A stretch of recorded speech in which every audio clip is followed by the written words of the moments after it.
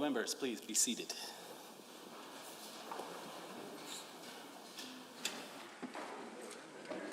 Bills and orders for second reading. Bill 74, Advanced Education Statutes Amendment Act 2021. The Honourable Mr. Nicolaides.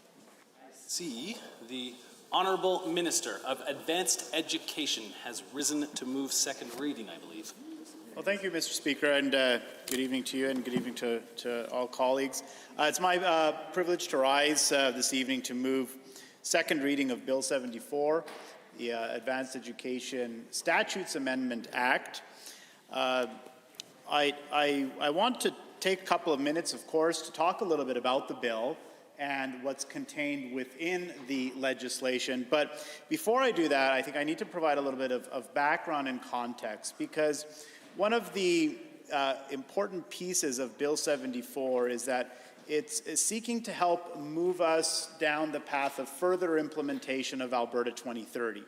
So I want to use this opportunity to talk a little bit about Alberta 2030, what it's intended to be, how we got there, and why it's so important.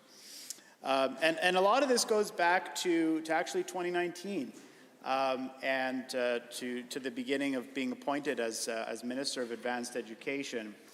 And one of the things that I noticed early on was that there appeared to be a lack of overall strategic thinking or strategic vision within the post-secondary system. And this was subsequently validated from other sources as well. I recall reading some older reports from the Auditor General, who for a number of years has been calling on advanced education to develop a strategic plan to help strengthen coordination within the post-secondary system. And furthermore, in the summer of 2019, the McKinnon panel also made a similar conclusion.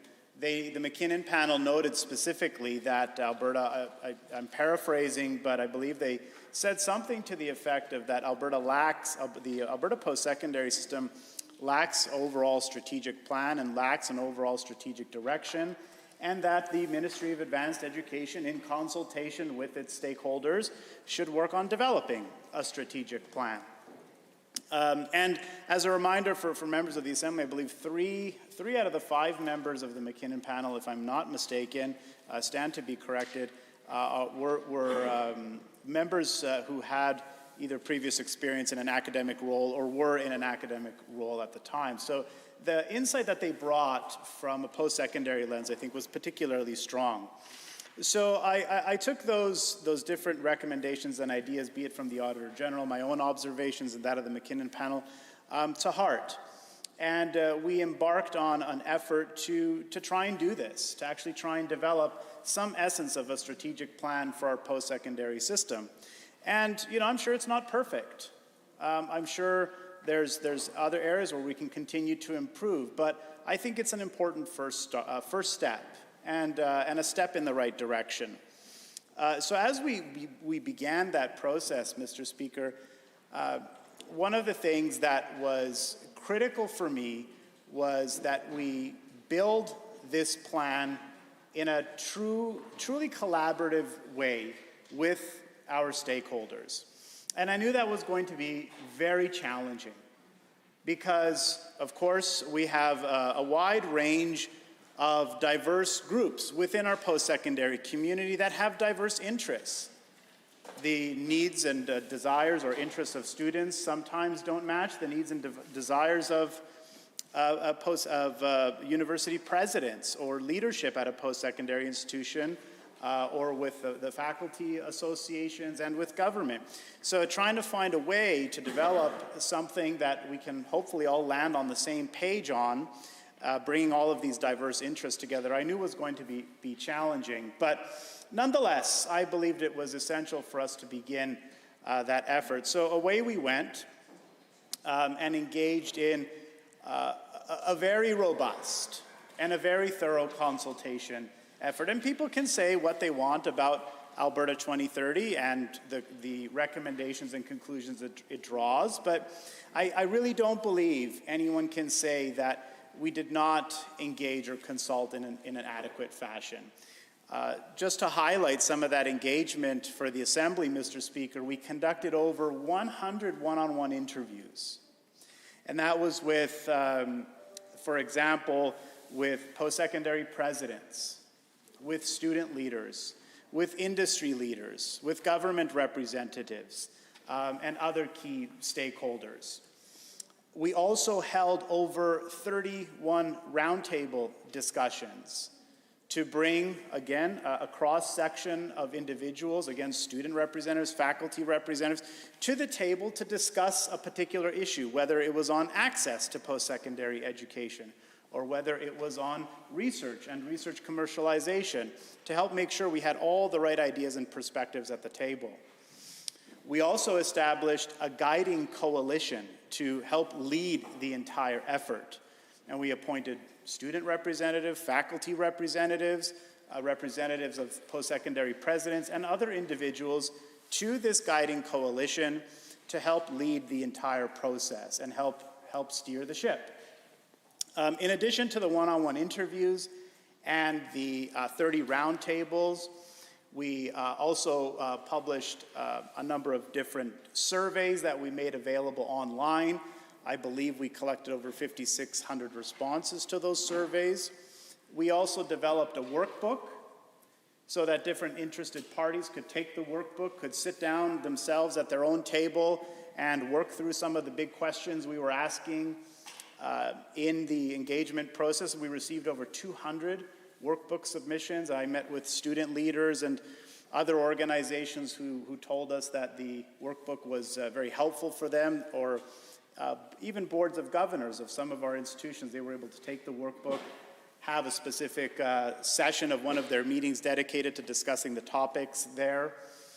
And subsequently to that, we as well had other engagement efforts. So again, while I'm sure everyone doesn't agree or can't agree on maybe all of the pieces that Alberta 2030 highlights and draws attention to, I really believe that we can agree that the attempt at engagement and consultation was very thorough and very robust.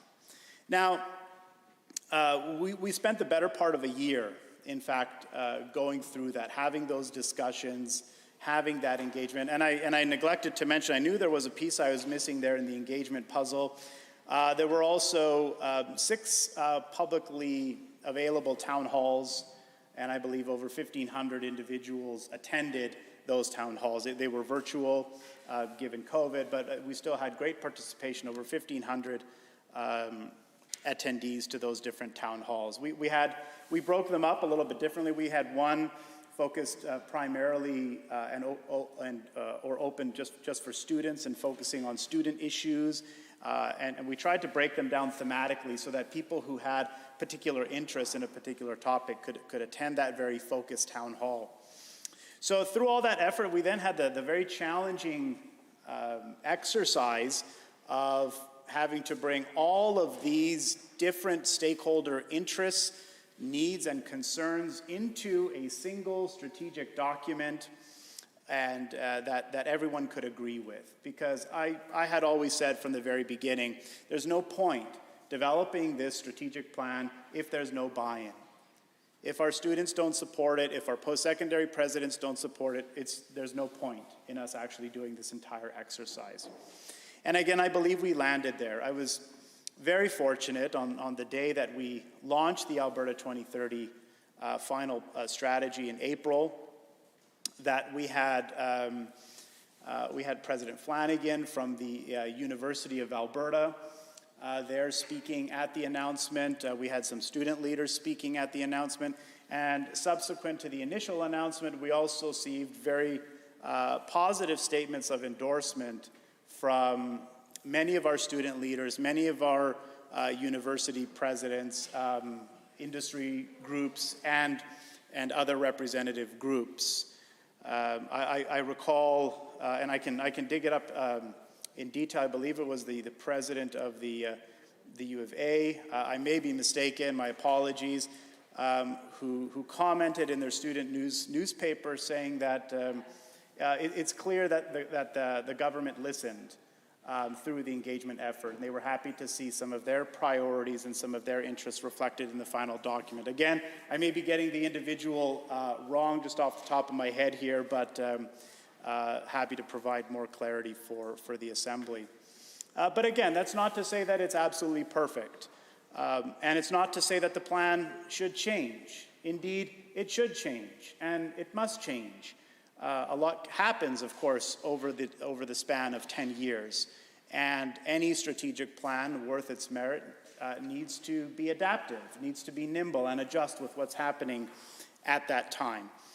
But one of the important pieces that was highlighted in Alberta 2030, which connects me back to Bill 74, was a discussion that we had around governance. And in fact, the topic of governance emerged as one of the key pillars of Alberta 2030. We identified, at the end of the day, 6 pillars that Alberta 2030 should focus on, or that is to say 6 pillars that our post-secondary system should focus on over the next 10 years. Just for quick clarity, I'll backtrack a bit. The first pillar of Alberta 2030 is to improve access and strengthen the student experience. So within that pillar, we're taking, we've indicated that the government of Alberta should be more proactive in looking at things like OERs, which are open educational resources. And I'll give a shout out if they're listening to ASEC and other student leaders who have been advocating for greater implementation of OERs for a number of years, at least over 2 years with me directly. As well as we've also highlighted under the first pillar of improving access, the need to improve our transfer system.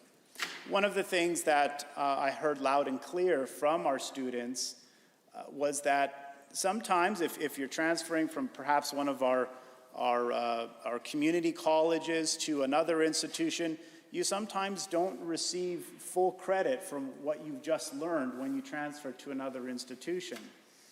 And it's a matter that I know concerns many of our students, and I believe is something that we need to pay more attention to and work at finding some more solutions to. So there's more there, but that's a quick snapshot of just the first pillar about improving the student experience and working to increase access. The second pillar focuses on developing skills for jobs.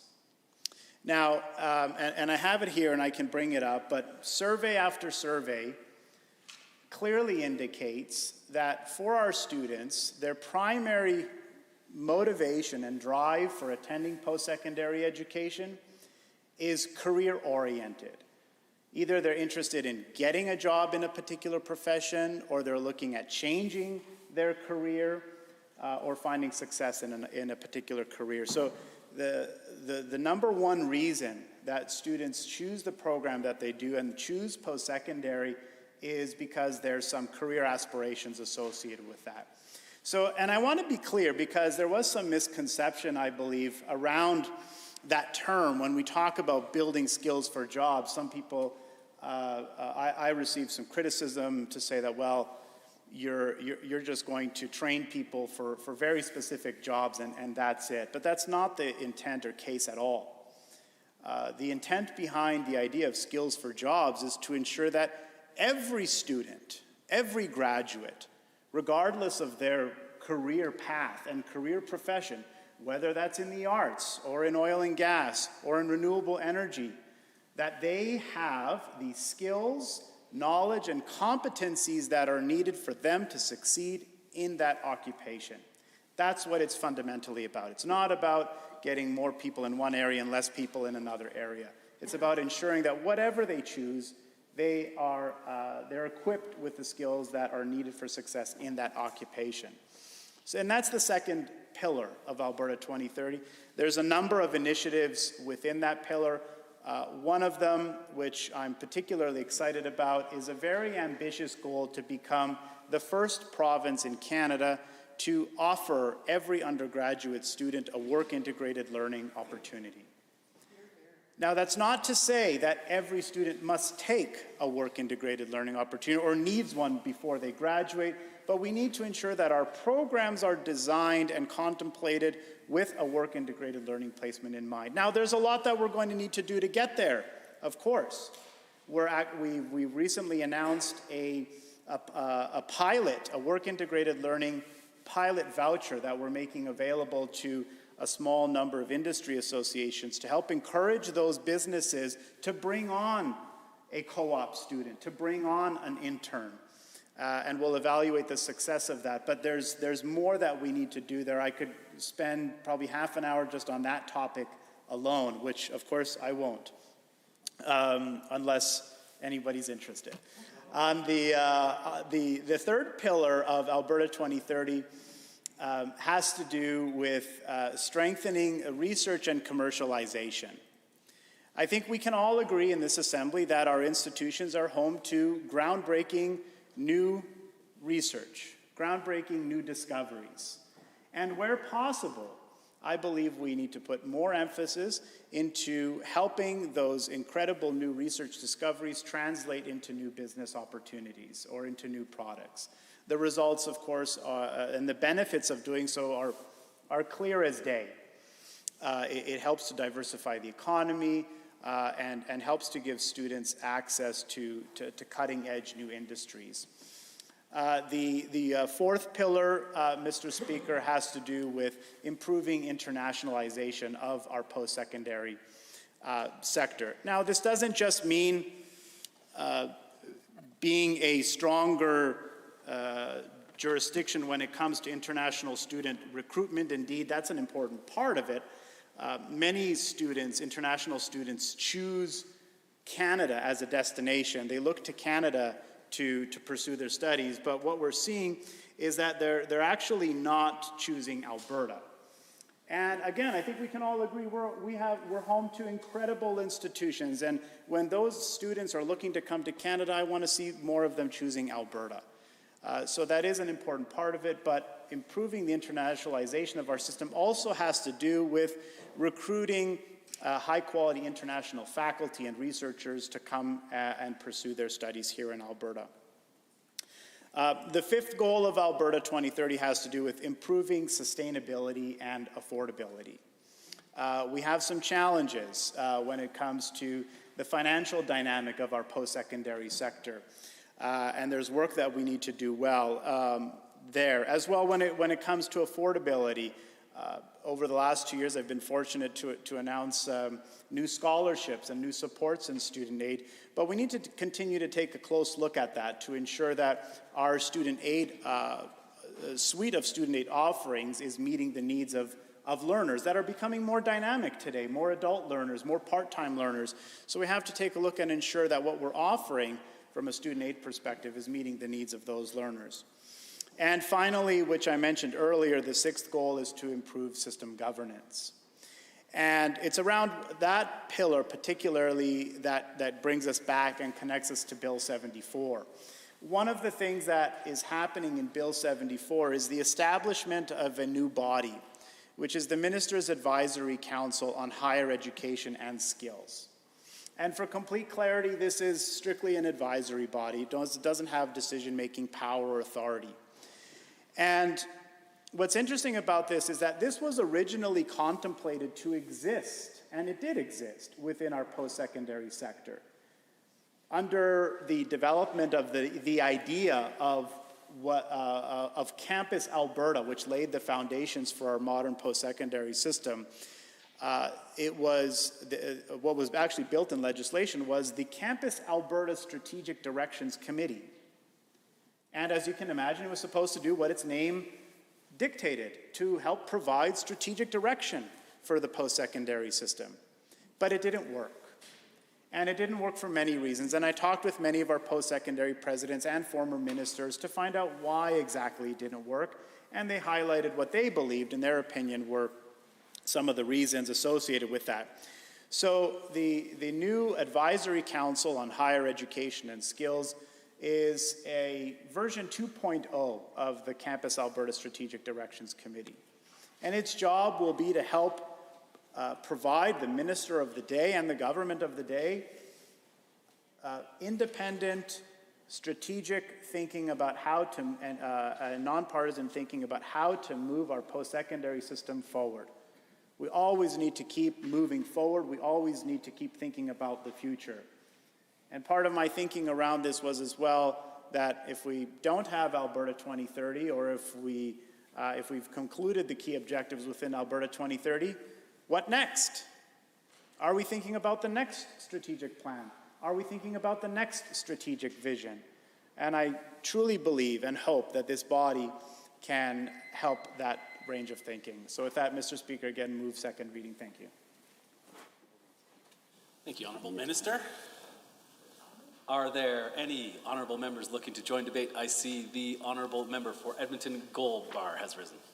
Thank you, Mr. Speaker. I'm pleased to rise and respond to the Minister's introduction of Bill 74.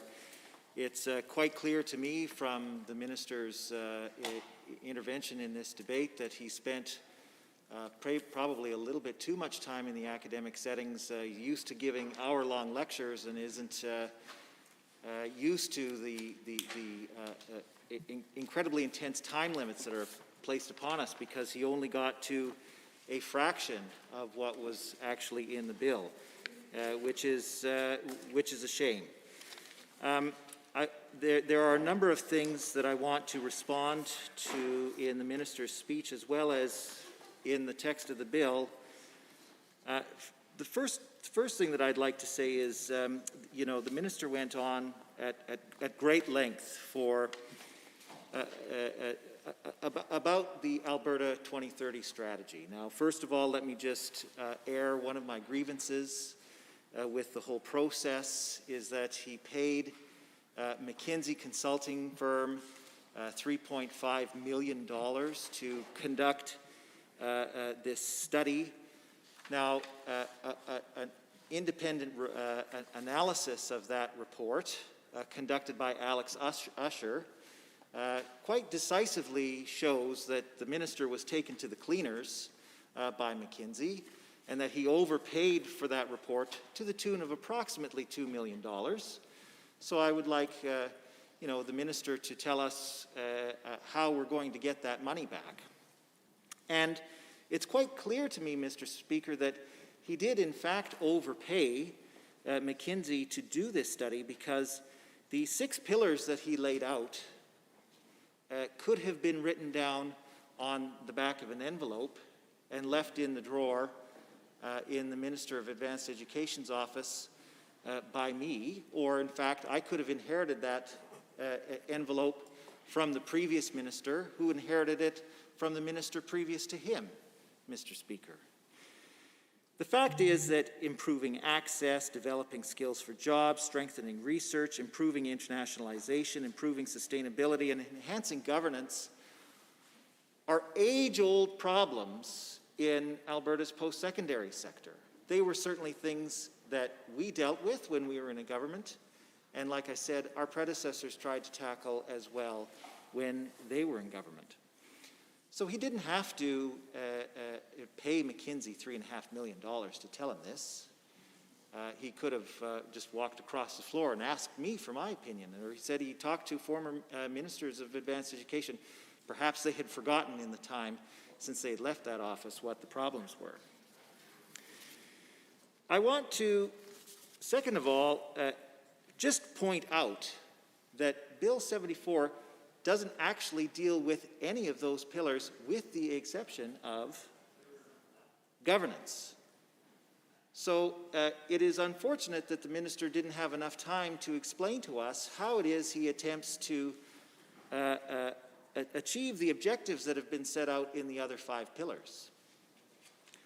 I will tell you, Mr. Speaker, that we shared the goal that is set out in Pillar 1 of improving access and enhancing the student experience. There were a couple of things that we did to concretely move Alberta's post-secondary education system towards that objective.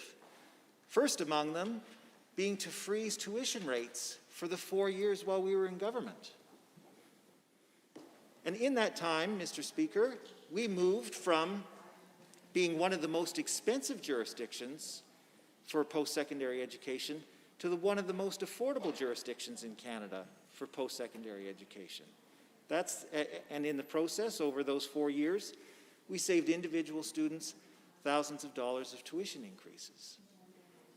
And I can tell you that I was incredibly upset to see the then UCP opposition vote in favor of the bill that we introduced in 2018 that would limit tuition increases to a cost of living increase.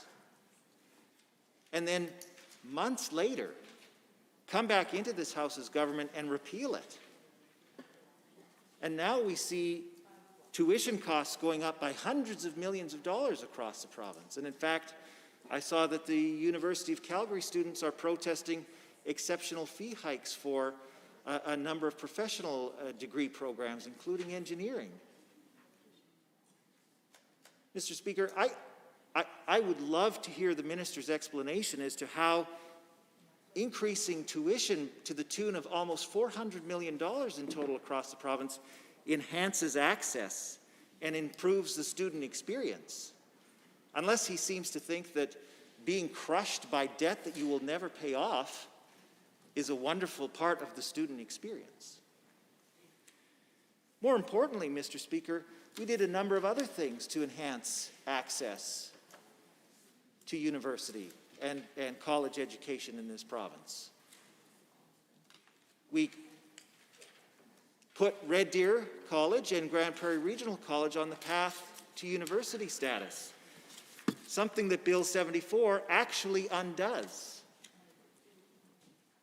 Now, my friend from Red Deer South will remember, because he was there and he was incredibly irate with the comment that I made. In May of 2019, I was pleased to attend an event at the campus of Red Deer College. And I had just been freshly removed from my position as Minister of Advanced Education. But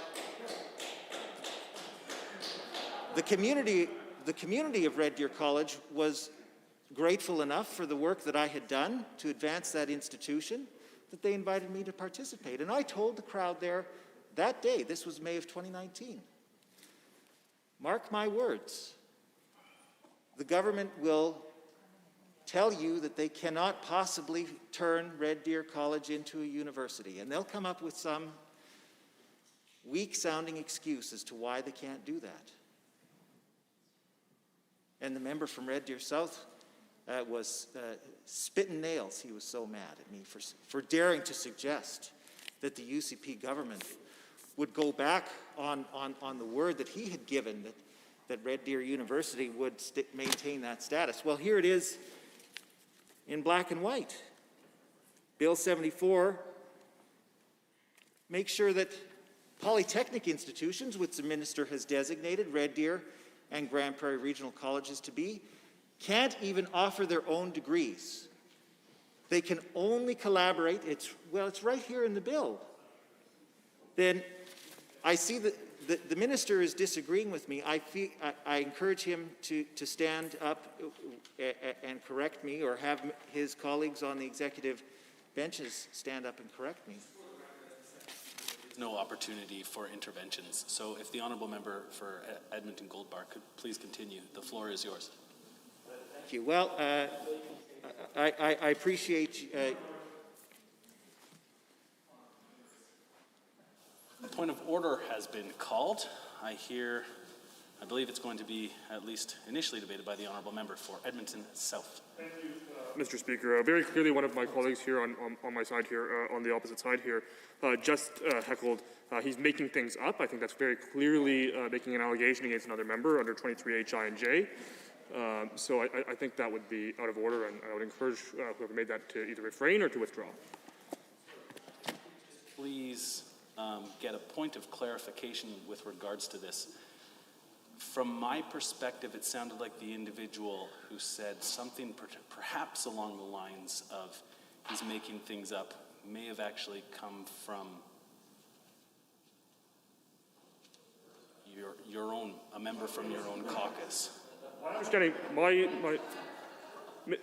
Mr. I will, at this moment, see the honourable member then from Cardston-Siksika with a potential rebuttal to your your debate.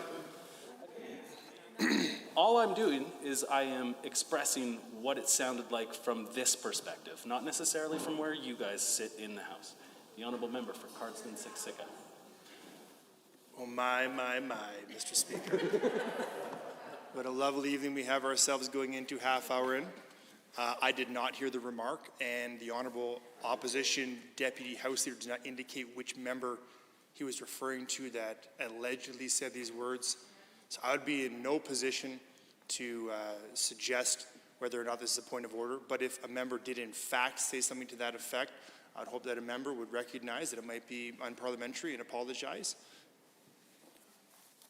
Comfortable with that perspective? Are there any members? Because from this perspective, I think it's fair to say, based on the debate that has happened with regards to this point of order, I can't, from this perspective, be able to pinpoint who stated this statement if it was fully stated. So, with that,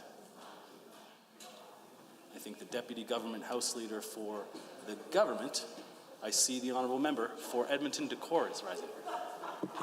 Thank you, Mr. Speaker. If you require any clarification, I heard it clear as day from the member from Red Deer South. Rule on something that I didn't necessarily hear, and I think I'm seeing some nods there as well from all sides. If the Honourable Member for Edmonton South feels like there's something that he should apologize for, then I will give him the opportunity. Well, it's a fair comment. He was making things up, Speaker. That's what I will ask is that the Honourable Member for Edmonton South please rise and withdraw and apologize for the comment, as it would be unparliamentary to make that comment again. I'll withdraw the comment. Thank you, Honourable Members. We are back to the Honourable Member for Edmonton Gold Bar with about 11:56 remaining. It is a red letter day, Mr. Speaker, when I stand up to speak and somebody ends up apologizing to me. So this is...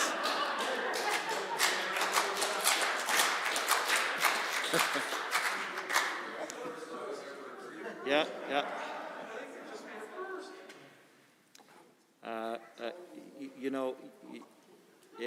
We're off to a good start.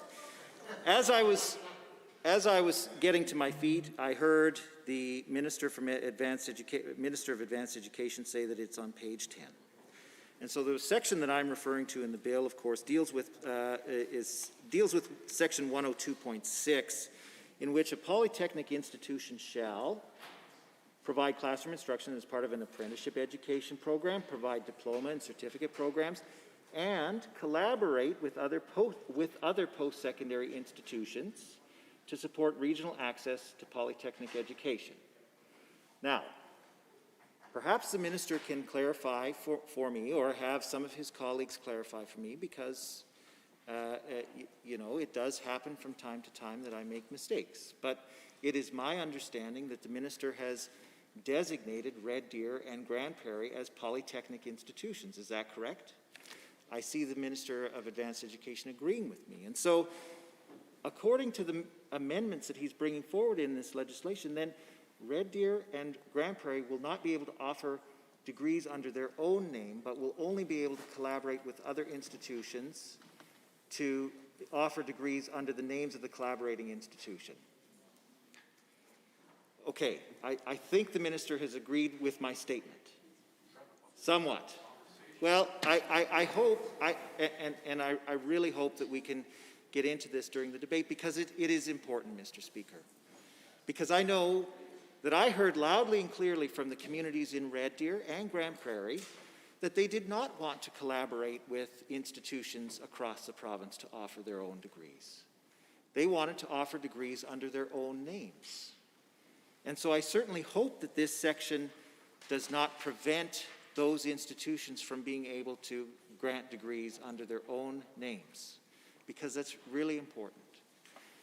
It's also really important, Mr. Speaker, that those names be universities. And I'm incredibly disappointed to see that the minister has not allowed Red Deer and Grand Prairie to use the name universities. Because as everybody who is involved with the post-secondary sector knows, the name and reputation of an institution has an incredible amount of bearing on the value that people give that credential. So I am afraid, Mr. Speaker, that a credential from Grand Prairie Polytechnic or Red Deer Polytechnic will not be regarded as highly in the world of work or in the world of academia as a degree granted by Red Deer Polytechnic or Grand Prairie Polytechnic. And I know that we have had this issue in the post-secondary system in the past. Even though Mount Royal University and Grant MacEwan University have been called university for more than a decade, they're still not ranked by Maclean's University ranking guide.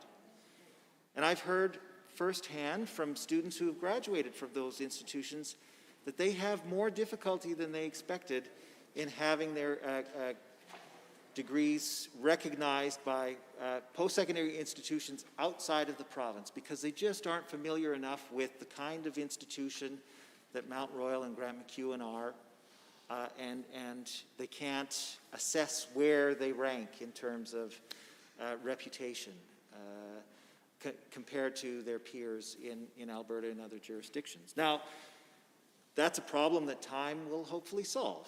Mount Royal and Grant MacEwan have done tremendous jobs in providing excellent undergraduate education to students in Alberta for a long time.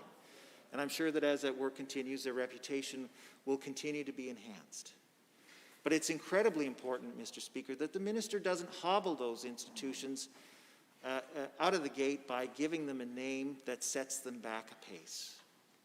And so I look forward to the minister talking about that, because it goes back to what he claims are the pillars of the Alberta 2030 strategy that he was talking about. You know, improving access and enhancing the student experience. Well, students want to get degrees from universities that are well regarded by their peers in the academic world. And I certainly hope that what the minister has done here with Red Deer and Grand Prairie hasn't hobbled those institutions and handicapped those students in a significant way. With respect to governance, you know, it was, the minister told us that there were problems with the Campus Alberta Strategic Direction Committee, but he didn't tell us what they were. And he didn't tell us how this new committee will fix it. Nor did he tell us why it had to be enshrined in legislation. The minister has incredible power, and people will meet with him, well, mostly at his request. He doesn't need to use legislation to create this kind of committee. He can just strike it by requesting that such a committee be formed. It's incredibly distressing to me, Mr. Speaker, that we are we are spending our valuable time here in the legislature talking about creating a committee that will provide direction to post-secondary education while the province is on fire. The problems that the province faces are incredibly urgent and incredibly dire. The legislature should be turning its mind to things like addressing COVID and getting Albertans back to work and dealing with climate change. And here we are giving the minister the legislative power to create a committee. This is not what the people of Alberta want the Alberta legislature to be spending its time doing right now. And I would urge the minister, you know, it's too late now, but the minister could have struck this committee on his own without coming to the legislature and using up our valuable time, because I'm sure that the committee will provide him valuable advice. It doesn't need to be enshrined in legislation. With respect to urgency, I don't understand why we also need to urgently deal with term limits of boards of governor members. This is something that is in the bill that the minister didn't get a chance to address in his speech, but we are limiting members of boards of governors of universities and colleges to 2 terms of 3 years each, if I understand it correctly, and they will not be eligible to be reappointed ever again if they complete a 6-year term.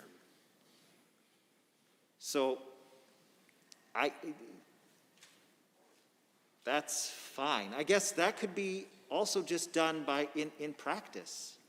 I'm not sure why we have to set it out in legislation. The minister could just say that it is his policy to not reappoint people who have served 2 consecutive 3-year terms on boards. Again, why are we dealing with this issue of board term limits right now when we have serious and urgent problems that the Alberta legislature needs to spend its valuable time on? I want to also talk about some of the other things that the minister has talked about in terms of improving access and enhancing the student experience. Of course, we've already talked about the almost $400 million that tuition has increased in aggregate across the province. He also wanted to improve sustainability and affordability. The minister needs to tell the people of Alberta how the sustainability of our institutions is enhanced by cutting their budgets by over $700 million.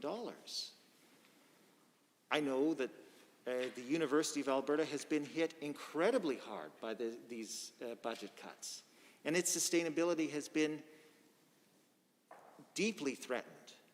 And in fact, some of the major parts of the University of Alberta are under such severe threat that the minister himself has been taken to court to protect them. And I'm talking, of course, about Campus Saint-Jean, which is in my riding. The minister is talking about improving sustainability. Well, the members of the Campus Saint-Jean community in Gold Bar are wondering what about the sustainability of that institution, because cutting hundreds of millions of dollars from the University of Alberta's budget does nothing but threaten the sustainability of that institution.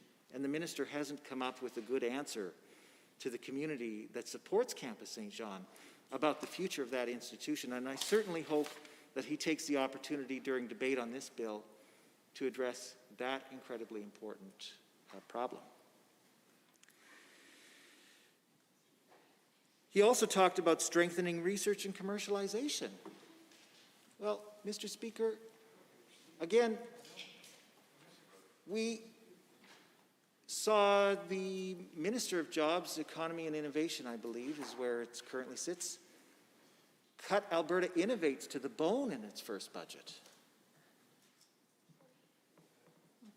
The minister should get up and tell us how he's dealing with strengthening commercialization and research when his own colleague, the Minister of Jobs, Economy and Innovation, is cutting out from under the legs from underneath the very institution that supports that goal.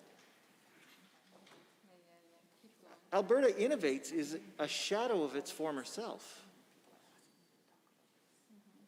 Universities are scrambling to find the research dollars that have been taken away by this government.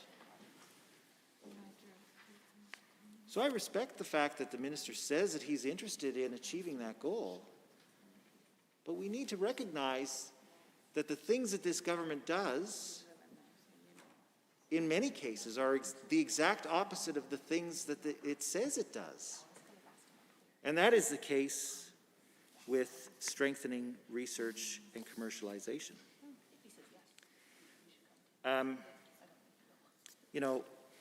In the little bit of time that I have left, I want to go back to this issue of enhancing access, because I remember as Minister of Advanced... Thank you. Thank you, honourable members. Are there any members wishing to join debate? I see the honourable member for Lethbridge East. Thank you very much, Mr. Speaker. We'll have a few words here, and maybe as we get used to the new format, the minister might intervene and answer some of the questions raised by the previous member, if that was to work out. It is my privilege to rise today and speak to Bill 74, the Advanced Education Statutes Amendment Act. This bill will make several amendments to the Post-Secondary Learning Act and the Skilled Trades and Apprenticeship Education Act. These changes will help facilitate the implementation of Alberta 2030 and Alberta's first 10-year strategic plan in over 15 years, and help us to respond directly to stakeholder feedback. And I believe the member opposite was looking at Section 16, Section 102.6 that was amended. And from my understanding of the reading of the bill, in subsections 2 and 3, the striking out of an institution assigned to the Polytechnic sector and substituting the Polytechnic institution does two things on the following page, which also remain. One, in subsection 2, is that a Polytechnic institution shall not provide a graduate level program, but right below that in section 3, a Polytechnic institution, the substitution language, may provide approved foundational learning and undergraduate degree programs. If the minister would.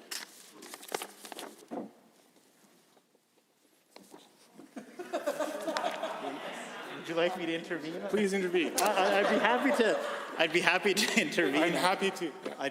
Very happy to, thanks for giving way. I'd be very happy to intervene on that point. I think that's probably one of the best interventions I've seen yet. Apologies, I was reading. Yeah, how interesting. The members bang on. You know, if you look at that section, which is section 102.6.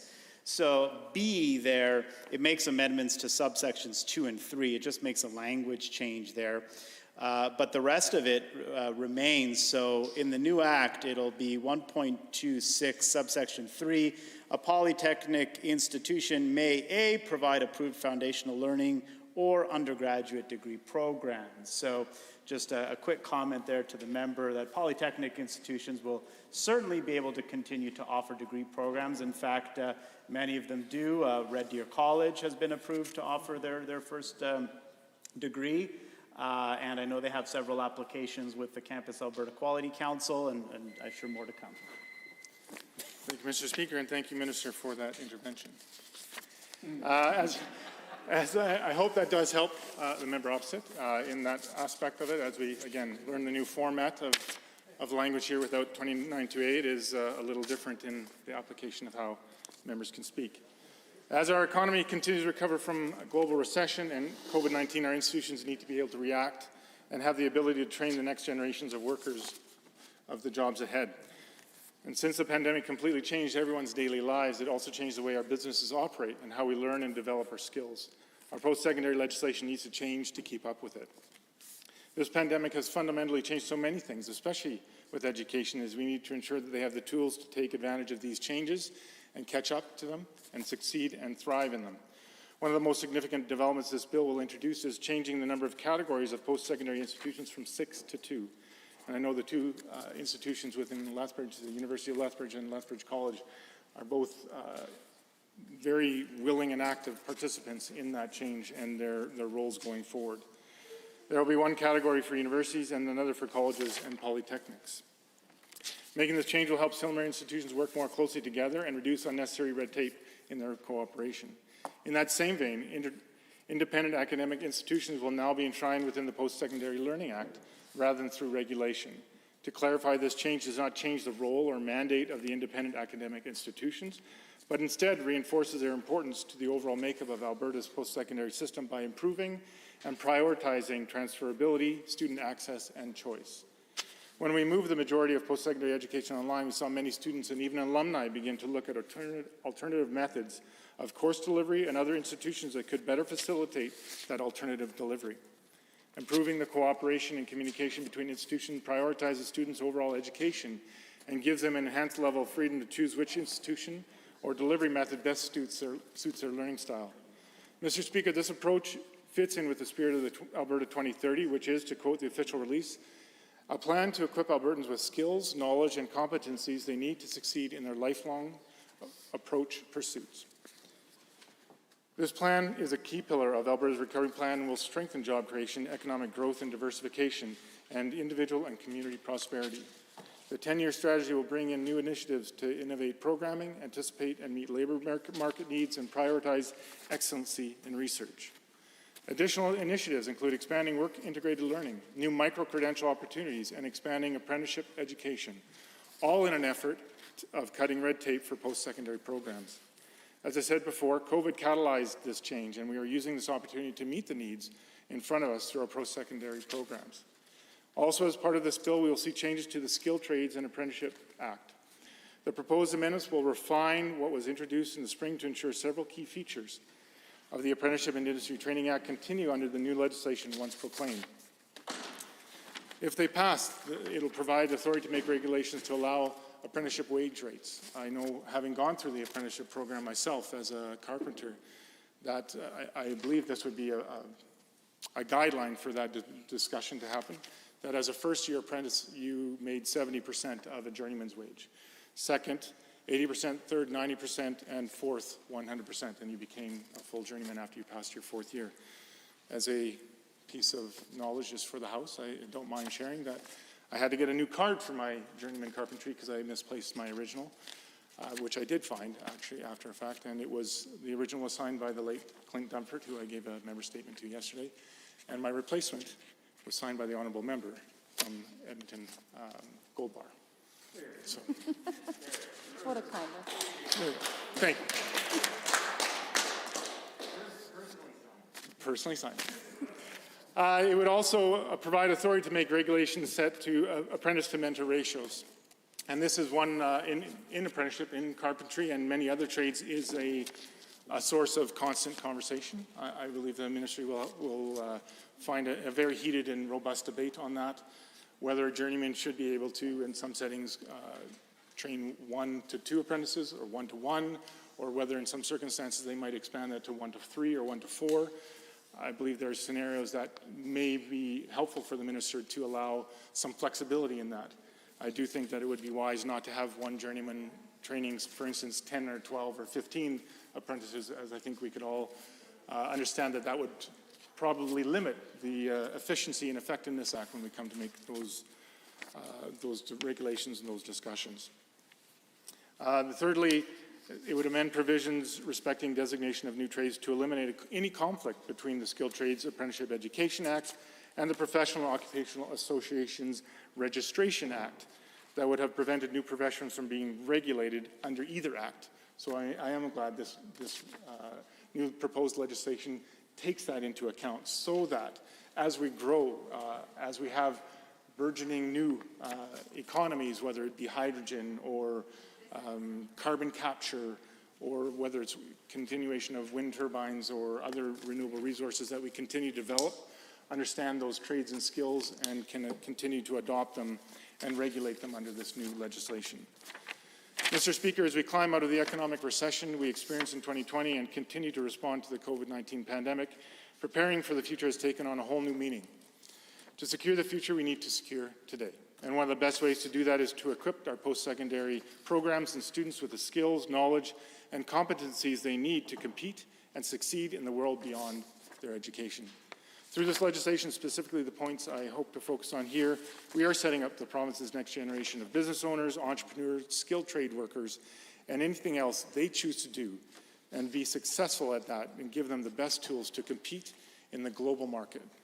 Thank you very much, Mr. Speaker. Hear, hear. I actually just saw that there perhaps was an intervention possibility prior to the end of that speech. I will therefore open it up to the honourable member for Lac St. Anne Parkland for that intervention. And just so you know, I'm just going to, I'll find out how much time you have left between now and the end of the next minute. Appreciate that, Mr. Speaker. Again, getting used to the new rules here, and to the member from Lethbridge. Really appreciate your oration on this, and I like the fact that you brought up a couple points that kind of jumped out of the bill. First one was the ratio of the apprentices. So I just want to make sure that there wasn't, with a change in the legislation, and I'm looking from the owner's perspective on a site, there wasn't too much overreach that would be coming to the site and dictating what I might have. The other one was actually on the wages. So my understanding currently, as yours was prior articulating, that everything was based on a journeyman rate and everything was prorated from there, that we weren't actually going to be setting those rates as a ministry or anything else, but that still allows market to dictate depending on the labor contracts that we have, site conditions, as well as union agreements. 9 minutes. Long time. It was 7, but that was the second intervention. Thank you very much, Mr. Speaker. And thank you to the member for Lac St. Anne Parkland. So first off, on the mentorship ratios, as I understand it, this act will provide the authority to make the regulations. They are not pre-set at this period in time. I'm looking at the minister. Oh, he can't speak, but For a third intervention, I will make should way. you open it up? Thank you to the member for giving way there. Indeed, the amendment that we're making there gives the minister the authority to establish regulations, to establish wage rates, and to establish apprentice to mentor ratios. So there's no intent on changing current wage rates or ratios. We realized in the new Skilled Trades and Apprenticeship Act that was passed in June, we passed that act in June and of course have been in consultation with our stakeholders as we develop new regulations, we had agreed with our stakeholders that we would still need to continue the practice of having regulations on apprentice to mentor ratios and on wage rates. So that's why the amendment appears here, so we can ensure that the minister has the authority and the power to develop those regulations and keep those ratios. But at this point, we're not contemplating any significant changes to the wage rates or the ratios at all. So thank you to the minister. Thank you to the member.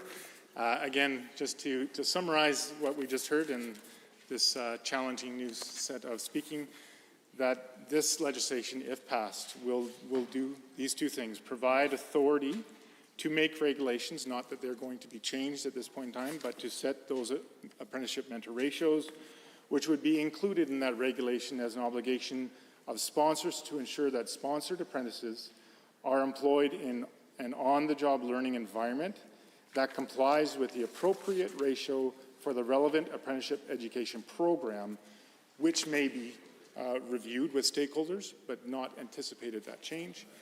And it would also provide the authority to make the regulations, which again would adopt what's currently there, but they could be changed with that discussion with stakeholders, to allow apprenticeship wage rates to be set to ensure existing wage rates continue after the Apprenticeship and Industry Training Act is repealed, which it would be as this replaces that, and ensure that wage rates may be set for new apprenticeship education programs when and if appropriate. So thank you very much, Mr. Speaker. Appreciate that time to speak. Thank you, and I want to thank the honourable member for Edmonton Whitemud as we work our way through interventions, and we're still all learning. So thank you again for your patience, and please, the floor is yours. Thank you, Mr. Speaker. I too am getting used to the new intervention, and it's a lot more popping up and down, but that's okay. I need to still get my activity ring going on my watch. So I'm pleased to speak in second reading here on Bill 74, the Advanced Education Status Amendment Act and Statutes Amendment Act, and to hear a little bit of back and forth. Actually, I find it very constructive to hear from the current Minister of Advanced Education as well, from the former Minister of Advanced Education, to hear about the consistent challenges that our post-secondary system are facing and what strategies can or may be effective in addressing them. Now, my colleague from Edmonton Gold Bar mentioned that, it is a little bit frustrating to have so many discussions in this legislature, to be back here debating things that aren't dealing with a number of things that are a crisis right now in our province. Namely being COVID, as well as our economic situation, and he rightly raised climate change as well. And I agree with that. However, I will say that the issue of post-secondary and the effect of this government's choices around post-secondary, namely the decision to cut $700 million from our post-secondary institutions, is actually an issue that I hear about quite a bit in my constituency. I'm fortunate to represent the beautiful constituency of Edmonton Whitemud, which has many people who have either attended many of our great post-secondary institutions in Alberta. Many are employed at the University of Alberta. We have many families with children in my constituency, including young adult children who are in post-secondary. And over the summer, I got to, safely attend the farmers market in my riding and talk to folks. And a consistent issue that was raised by my constituents was concern about the cuts to post-secondary institutions by this current government. And it was concerns from two fronts. One, of course, it was absolutely concerns from parents or students themselves saying post-secondary is becoming out of reach, it's becoming unaffordable. It was also coming from the people who had seen their jobs being cut, their colleagues being laid off. But it was also from a perspective of what are we doing when we cut post-secondary institutions? What are the implications of that for our economy going forward? Not only does it mean that many students in Alberta will simply choose to go elsewhere for post-secondary education, but we're also failing to attract people to Alberta. And so I think Bill 74 is a good context to have that conversation, because we had the Minister of Advanced Education talking about Alberta 2030 and all of the goals that were laid out in there. And so I think it is important to see that, this bill is supposed to be the implementation by legislation of some of those objectives from Alberta 2030, but it's, as my colleague, the member from Edmonton Gold Bar, indicated, it's a very small step on the somewhat easiest piece to address, I suppose, which would be the governance, and it fails to address the very profound impact that the decisions by this government have had on the very survival and future of our post-secondary system in Alberta, namely around accessibility and affordability, and who it's attracting. It's really an issue about brain drain, Mr. Speaker. It's Albertans saying, do I even see a future in this province? Will I choose Alberta as the place to do post-secondary learning because I don't know that I want to stay here? And it breaks my heart when I hear those conversations, but I heard it far too many times over this past summer. Yes, I'll give way to the member from Edmonton South. Mr. Speaker, and with apologies to Hansford, I know we're going to be going back and forth with me and the member for Edmonton Whitemud. It can be a little bit fast here.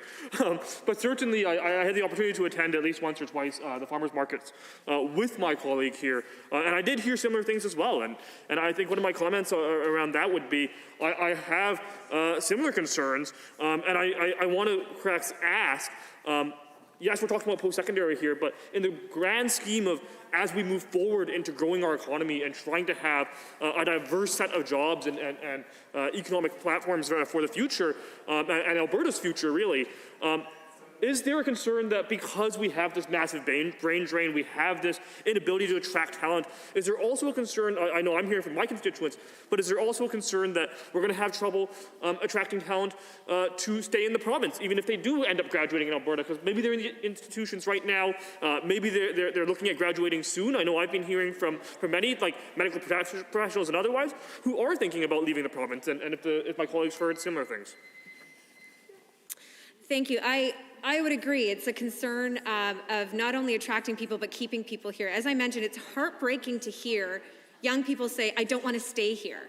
I don't want to stay in Alberta because I don't think I can continue on my post-secondary education. So if they're doing a first degree or a diploma, they may not see any reason to extend that here. But mainly, a lot of them are saying, I don't know if this is where I would want to work, whether the jobs and the work that I want to do is going to be available in this province because of the direction this current government is taking.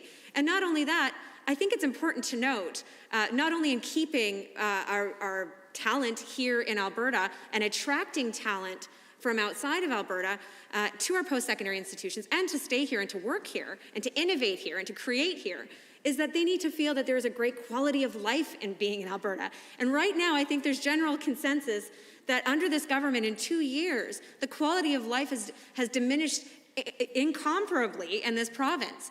It is not a place where people are saying, I think that there's a great support for innovation. They're not saying that they feel that they'll have access to a great quality education system for their children. They're seeing that proposed curriculum that's coming forward. They're seeing the attack on teachers. Of course, the implications for our healthcare system, and I think we've learned one lesson very profoundly over the pandemic, which is that we can't have a strong economy without having a strong healthcare system, because they go hand in hand. And our healthcare system has been decimated under this government. And so I feel like right now, a lot of young people are saying, is this where I want to stay? And add on to that, the lack of affordability for post-secondary. And I want to mention, I was fortunate to attend the University of Alberta here in Edmonton for my first degree. I had the opportunity to also study at 2 other universities, one in Ontario at the University of Toronto, and as well an opportunity to study at the University of Cape Town in South Africa. So I had an opportunity to kind of compare. And my experience in university at the University of Alberta was actually my favorite experience out of all of those experiences. I truly valued my time here at University of Alberta. It was an incredible opportunity to develop the skills and my passions and to determine what steps I'd want to take next in terms of my growth and my career and my professional choices. It challenged my thinking. It got me exposed to a whole bunch of different ways of thinking that really made me question and try to study and provide the evidence for the values that I held. And so we have a beautiful and wonderful thing in this province, as many of our post-secondary institutions. I can speak to my experience at University of Alberta and know that that's the case. But I want to share an experience of when I went over to the University of Toronto for law school, and I began 20 years ago. And in that year, in 2001, at the Faculty of Law, they were having a profound discussion about tuition increases at that time. And the decision was made at that time at that school to do an enormous tuition increase that was really prohibitive, and not when I started law school is not how much I thought I was going to be paying. But a comment that came from a student there has stayed with me for 20 years. And during the debates that we were all having as students and with our faculty and with the dean about what was a fair tuition to charge for students in the Faculty of Law there, I remember students saying, if you can't afford to go to law school, don't go to law school. And I remember being absolutely shocked by that, because it absolutely said that those who should have access to post-secondary of any learning, this was law, but it could have been any faculty, the implication was you should only have access if you can afford it. It's not our job to make post-secondary accessible to all. And I believe, unfortunately, that is the same approach that this government has been taking. Yes, I'll give way. Thank you to my colleague here. One of the things that I noticed that's so interesting about that is, we're talking 20 years ago when you attended law school, but just this year that the Faculty of Law, for the JD program anyways, here at the University of Alberta, has a 45% tuition increase request, right? We're talking, that's over $5,000 additional dollars.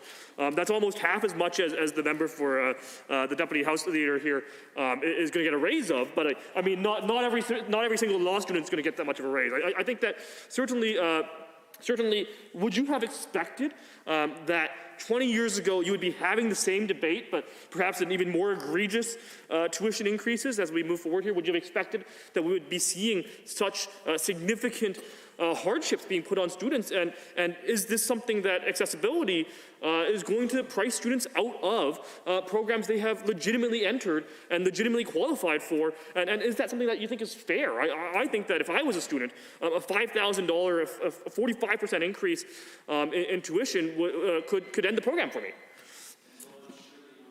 Edmonton Whiteman knows there was an extra 2 minutes also added on, so it's now 9:19. Thank you, Mr. Speaker. Yes, so I think that's absolutely true. When I saw the news, for example, that at the University of Alberta, the Faculty of Law, they were looking at a substantial, I think an exceptional tuition increase is what they call it, where they have to actually, I believe they've sent it currently to the Minister of Advanced Education for his approval.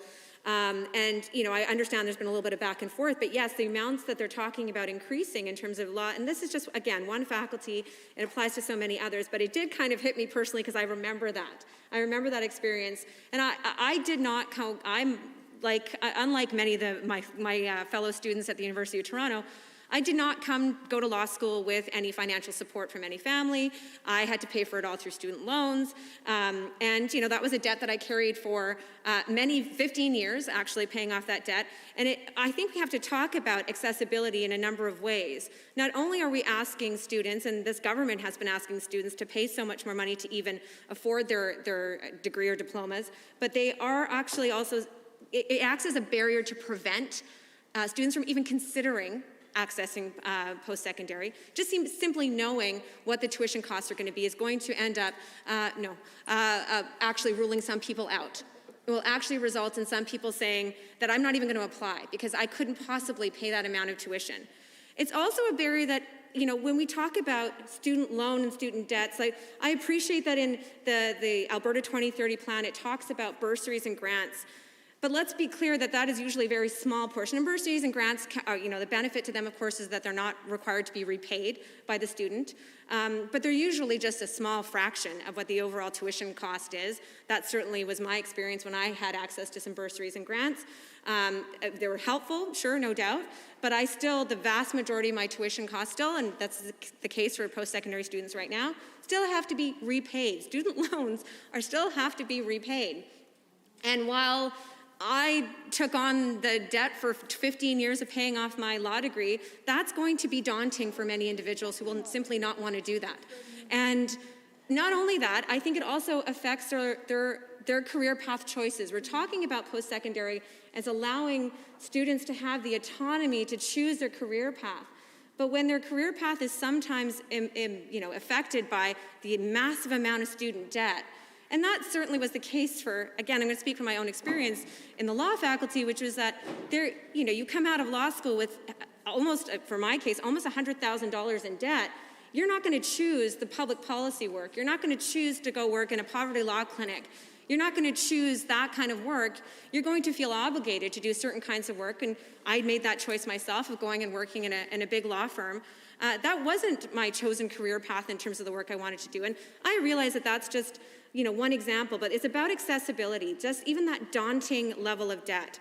And I also want to say I've had the privilege of hearing every year since I've been elected, as I'm sure many of the members in this House have, of hearing from the students' unions, representatives from various post-secondary institutions. Almost on a regular clock basis, I get to hear from the Students' Union from the University of Alberta. And I recently met with them actually just a couple weeks ago. And it's interesting when I look at this Alberta 2030 plan and I look at Bill 74 and the contents that are in there, and none of them match up with what I was hearing from the Students' Union representatives that I've heard from. The things that were top of mind for them, some of them are consistent, are about, a youth and student employment, right? They're talking about, at the time, they were talking about saving the STEP program, right? Which was a really critical way for students to get paid access to work that's related to their field of study. And employers got a benefit to be able to hire on those students. And so when I heard even the minister in his comments today talk about this pilot voucher system to hire co-op students, I think we had that. It was called the STEP program, and I don't know exactly the details of the voucher system he's talking about, but we had the STEP program, and this government ended it. Another consistent theme that comes up from the students' unions, has come up for 3 years now that I've heard from them since being elected, are issues around mental health, are issues around sexual assault accountability and mechanisms to address complaints on campus. Unfortunately, an issue which continues to raise its head. We just simply saw some really disturbing stories in the media recently out of Queen's University, an ongoing issue, obviously at all levels of all institutions, including our own. Yes, I'll give way. Thank you. I guess one of my comments and questions here is that in just a few days, I'll also be meeting with the students associations from across the province. But we hear consistently from so many of these organizations these same asks year over year. I know last year I heard many of these asks, and the minister basically did nothing on these asks. I know this year I'm likely to hear those same asks, if you've been hearing those same asks. My honourable colleague here from Edmonton Whitemud. And of course, we know that these are priorities that are going to have significant impacts on students and their experience in post-secondary. So I guess one of my big questions is, what type of message do you think that this sends to students? What type of message does this send to post-secondary students and institutions when nothing that they're asking for, none of the priorities they're listing, are actually being listened to by the minister? When this government continues to ignore the requests, continues to ignore the consultations, and continues to ignore the priorities, what type of message does that send to students? Thank you. And I think that's exactly the point that I was hoping to make, which is that those repeated asks aren't reflected. Not only are they not reflected in Bill 74, I will note that it maintains the provision in the preamble that talks about accessibility and affordability in post-secondary institutions. However, it's just in the preamble, and again, if we compare that against the actions that the UCP has taken around accessibility and affordability, it's certainly not meeting either its ambitions in its stated preamble, nor is it meeting what's being asked for by students. I want to mention, of course, that a consistent theme that's come up in the last year or two, this I believe is the second year because it was identified last year as a potential threat, was the impacts on Campus Saint-Jean. That is also something that is of deep concern in my constituency. While not located in my constituency, many of my constituents care deeply, have attended Campus Saint-Jean. They are professors. They care deeply about preserving French language. I know, my own children are in French immersion, and if they continue on and succeed in it, I would like to think that Campus Saint-Jean is an opportunity for them as well in terms of post-secondary learning. So that's come up a lot. And then one other piece that is obviously very near and dear to my heart that actually the students' unions representatives have brought up every year that I've met with them is access to affordable childcare. That is a consistent ask for students. So many, when we're talking about access, again, to post-secondary, we have to think about students aren't all generic. They don't all look the same. They come from different backgrounds and different needs.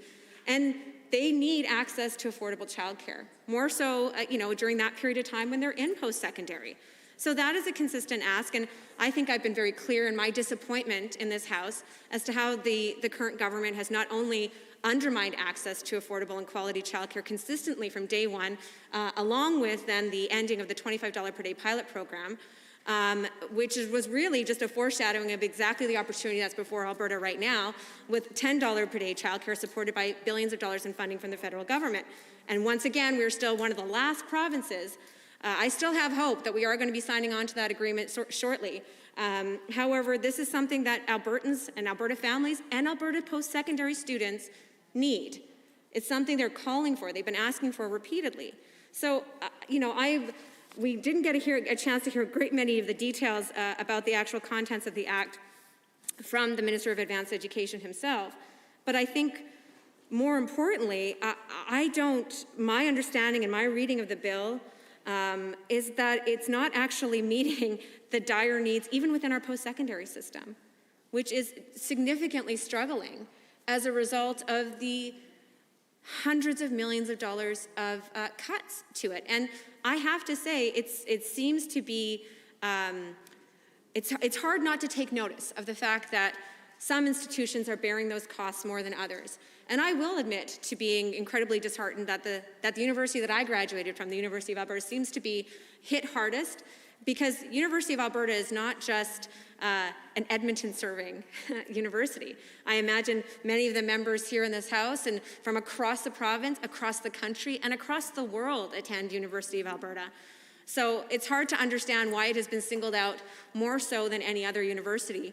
Perhaps its location in a city that is predominantly held by members of the opposition was part of an influence. I don't know. But I do know that it is a prize and a jewel of Alberta that has always been some incredibly leading-edge research work, and should be very proud to have this in our province and to nurture it, and has had a great reputation internationally, nationally, and within our province.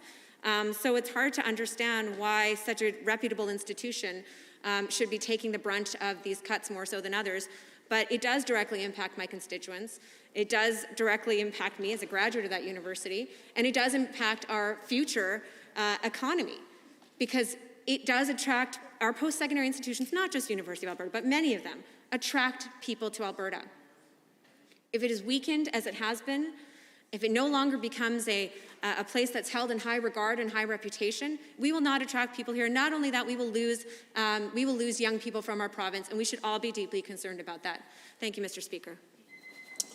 Thank you, Honourable Member. Are there any members wishing to join debate? I believe the individual who caught my eye was the Honourable Member for Spruce Grove Stony Plain.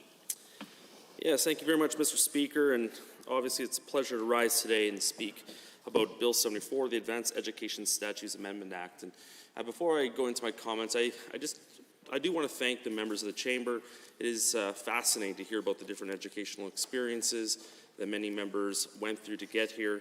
And it just allows, I know for myself as a member, to understand many of the backgrounds a little bit better of many of the legislators here in the room today. So first of all, I just want to thank the Minister of Advanced Education for his great work that he's put into this bill. Bill 74 passed, we make several amendments to the Post-Secondary Learning Act, or PSLA, and the Skilled Trades Apprenticeship Education Act, or STEA. These proposed amendments are a fundamental part of implementing the Alberta 2030 Building Skills for Jobs strategy. The Alberta 2030 Building Skills for Jobs strategy is a key pillar in Alberta's recovery plan and the future of our economy for decades to come. As a private sector union liaison for the Minister of Labour and Immigration and a dual-ticketed tradesman, I'm excited about the future of the strong efforts our government has made and continues to make to ensure that our post-secondary education systems are modernized and ready for the ever-changing jobs and labour market. The goals of Alberta 2030 are to improve access and student experience, develop skills needed for the jobs of the future, support innovation and commercialization with post-secondary research, strengthen internationalization, improve sustainability and affordability, and lastly, to modernize and strengthen system governance for better collaboration and outcomes.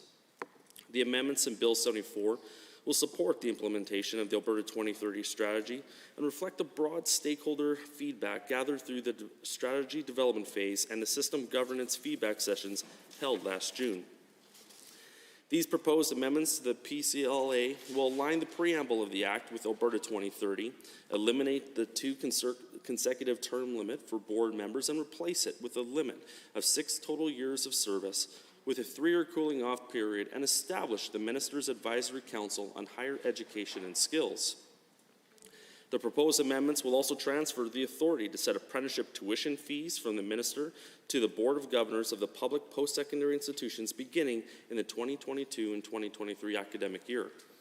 And then, of course, it would change the number of post-secondary institution categories from 6 to 2, 1 for universities and another for colleges and polytechnics, which will reduce unnecessary red tape.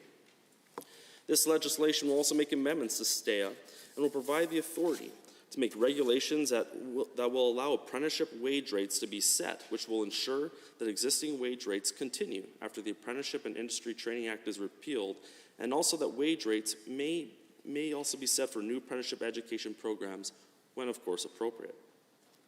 Bill 74 will also allow regulations to set apprenticeship to mentor ratios and amend provisions respecting the designation of new trades in order to eliminate a conflict between the STEA and the Professional and Occupational Associations Registration Act that would have prevented new professions from being regulated under either act.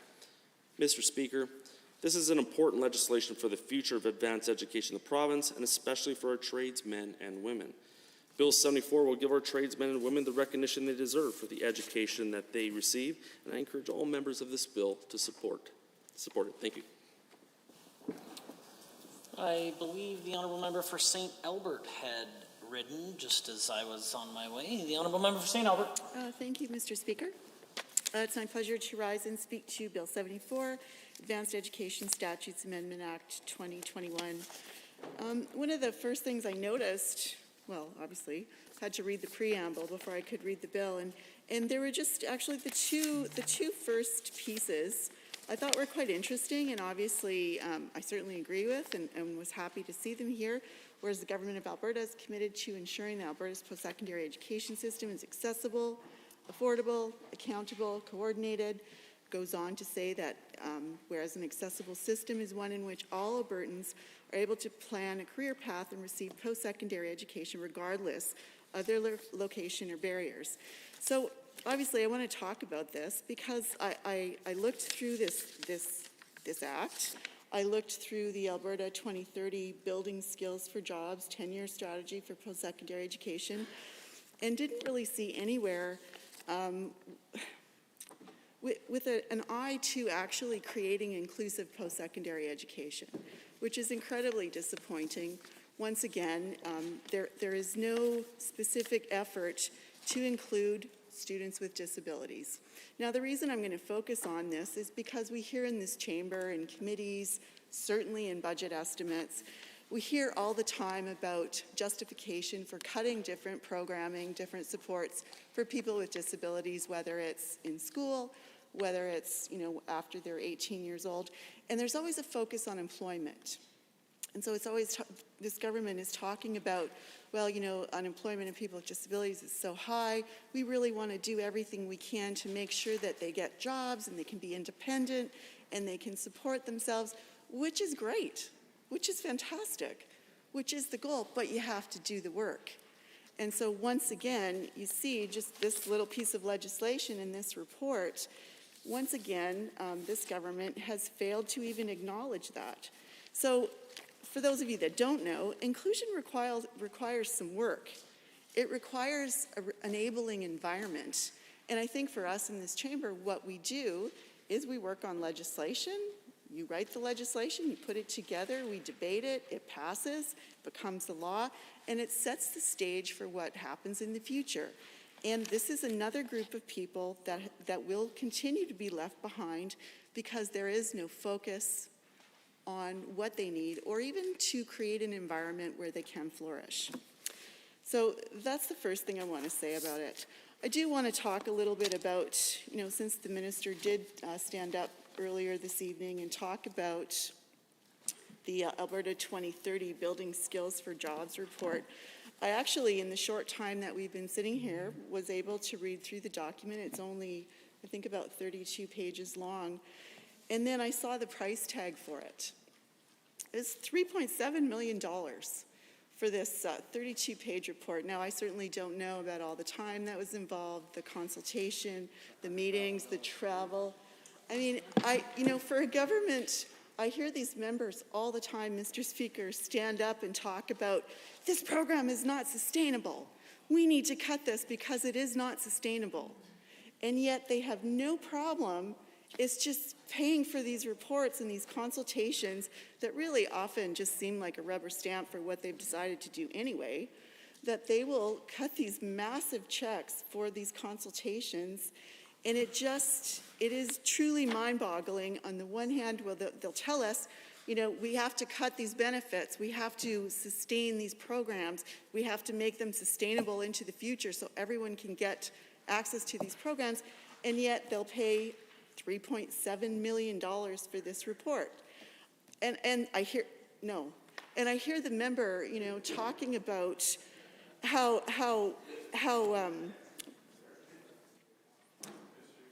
I hear the member talking about just what the vision, the direction that this sets. But really, the 6 pillars, certainly they are important pillars, but I don't see the value in this particular document. And I just want to remind people, I think that we lose sight of what $3.7 million is. We talk about billions, we talk about tens of millions, but let's think about what $3.7 million does. I'm going to tell you about one disability program. It's called PDD. It's Persons with Developmental Disabilities. So it's people that are over 18 years of age, and basically this program pays for staff. So people that cannot live on their own or need assistance, perhaps with grocery shopping, making meals, taking medication. Some people need staff 24/7. They cannot live by themselves for whatever reason. Some people need support to be able to work. Some people need support for any variety of things. There are currently about 2,000 people on a wait list. And they're on a wait list. They've been approved for services. They've met all the criteria, but they linger on a wait list because there are no new dollars for support. Now, these new dollars may only be $1,000 a month that they need, $12,000 a year in staff support they need, but that is the difference for them between a life truly worth living for them and one that is incredibly difficult and that puts them at risk. And these are decisions that this government is making. All of you are making. You are making decisions. Go ahead. Yeah, and I just think it's really interesting and quite timely for that same member. I was just chatting with someone earlier about AISH and about the fact that this is a government that chose early on in its term to de-index AISH, something that this premier said was not onerous. And again, let's think about what that $3.7 million would do to support folks who are struggling on AISH, right? And so I obviously interjected and interrupted you, but that's exactly your point, right? These are pointed decisions that this government is making that are actively hurting people. $3.7 million on a report. I'd be curious to know why that company was chosen too. Who's benefiting from this? That's a whole other conversation. But again, it speaks to the priorities of this government, the misplaced priorities, and the fact that they continue to choose to hurt those who need the most support, right? Thank you. Thank you. I mean, that is a great point, and I think that sometimes we take for granted the amounts of money that we talk about. I heard chuckles when I said, $3.7 million, and they seem to be quite proud, Mr. Speaker, of spending that much on a 32-page report. That I'm sorry, and no offense to the writers and no offense to any of the people that gave their time to consult on this, but $3.7 million for this? And I think that we look at these numbers, billions and tens of millions of dollars, and it just sort of, it's a bit insulting when I constantly hear members standing up and just talking about how unsustainable particularly human service programs are, and why we need to cut things like AISH. And make no mistake, You all cut AISH when you de-indexed. So it's been a number of years now, and people are falling further into poverty. But in any event, let me get back to Bill 74. And one of the things, that Alberta 2030 talks about is, improving accessibility, student experience, developing skills for jobs, supporting innovation, commercialization, strengthening internationalization, and that made me laugh. And let me tell you why, and this is just a personal reason why I laughed. I didn't laugh at the idea. I laughed because one of the things that this government has done in 2 short years is drive people away. This government, this UCP government, has literally driven people away. You've driven doctors away, for sure. I think we can all give examples of people that we've heard of leaving.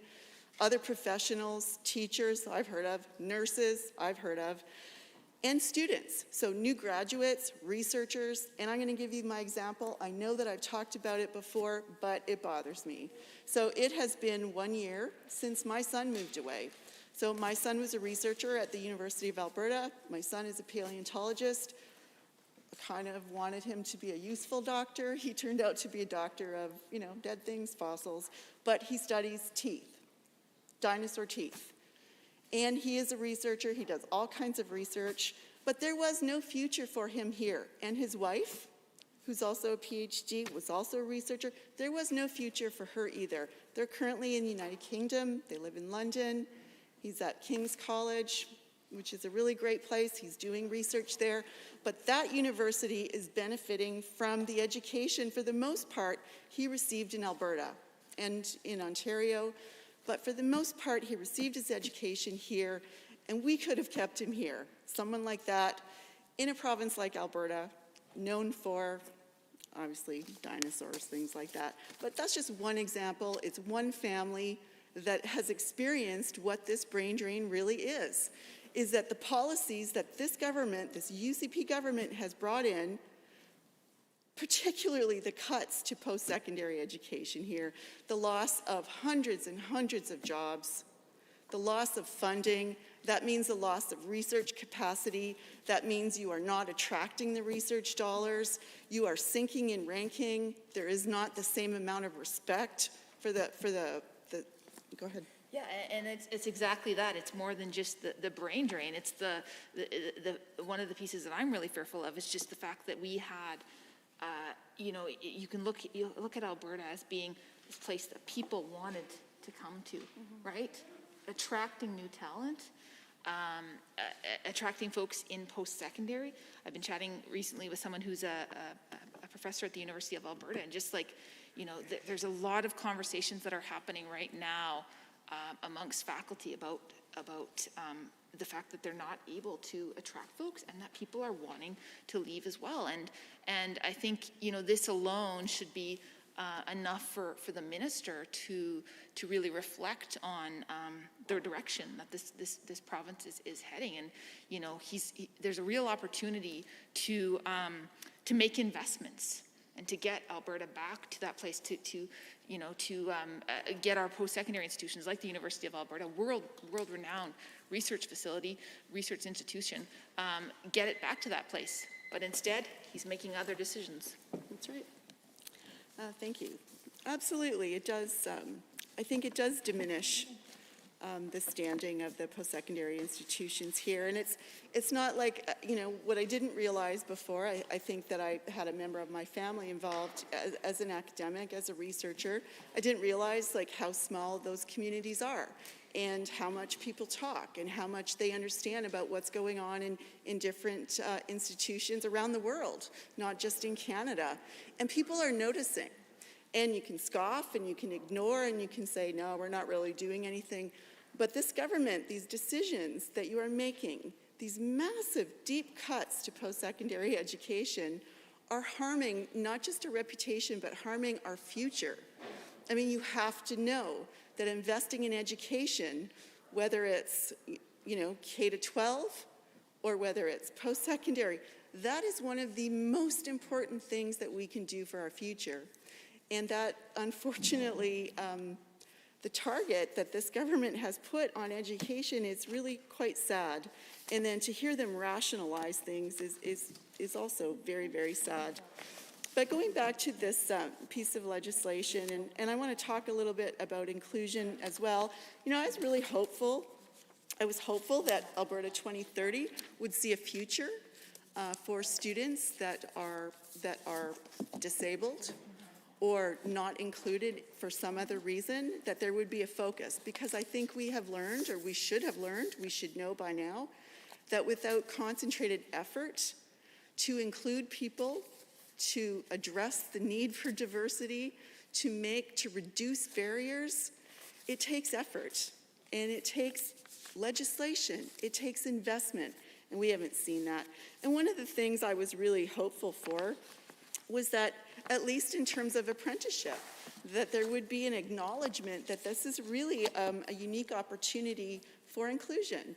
I think just thinking about people with disabilities, they have a lot of barriers to begin with in terms of employment. It's not just the employer that perhaps, you know, misunderstands and thinks perhaps hiring someone with a disability will cost them more, will be more difficult, will result in absenteeism or things like that. Those are all myths. That's not true. But I think apprenticeship programs offer really unique opportunities for workers or for students with disabilities. It is a practical approach, and it's an effective learning transfer that works really well for people that have different learning styles. There is time to prove abilities, engage potential. It is like the perfect environment for someone who might need a different way to demonstrate their worth as an employee. It's people, you know, students or potential workers with disabilities. I think that I would hope at this point that we all are at a place where we understand the barriers that they face, whether it's prejudice, isolation, exploitation sometimes, an inaccessible world. Just this chamber, you know, I bring this up frequently.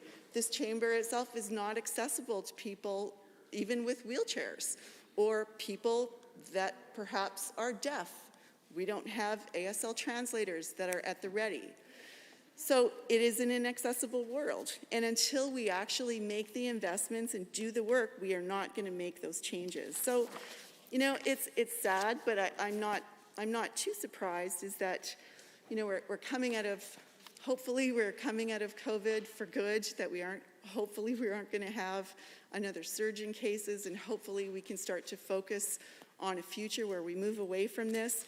But that means building and investing, and at a time where we're so ripe for real growth and leadership and investment, we get like a really limp bill that doesn't even address the 6 pillars that are in the Alberta 2030 Building Skills for Jobs report. So it leaves me, you know, my colleague from Edmonton Gold Bar pointed this out earlier. Why? Was there not enough time?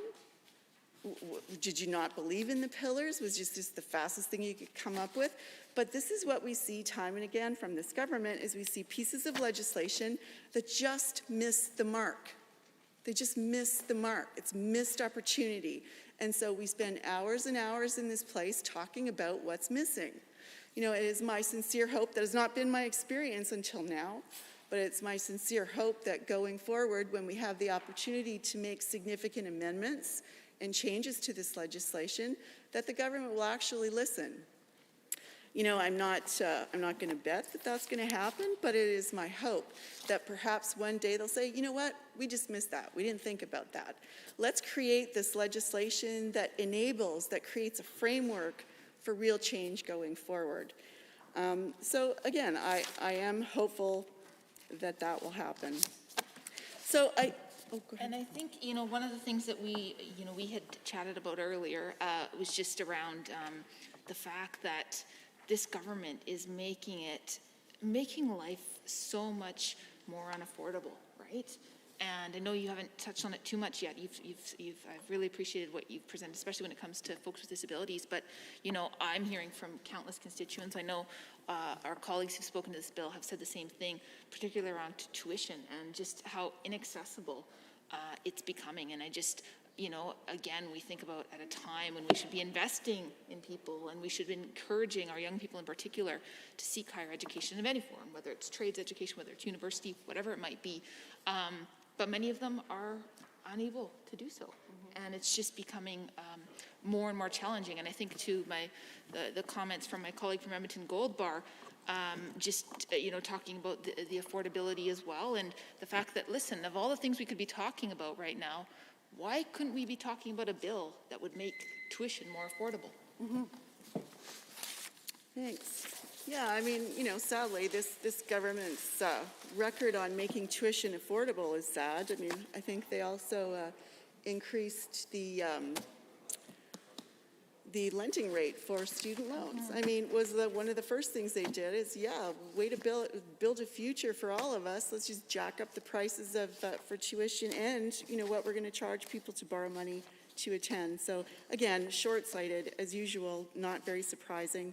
But, you know, some of the things that I hope going forward as we continue to debate this bill, and hopefully this government genuinely wants to make this better, I'm hopeful still.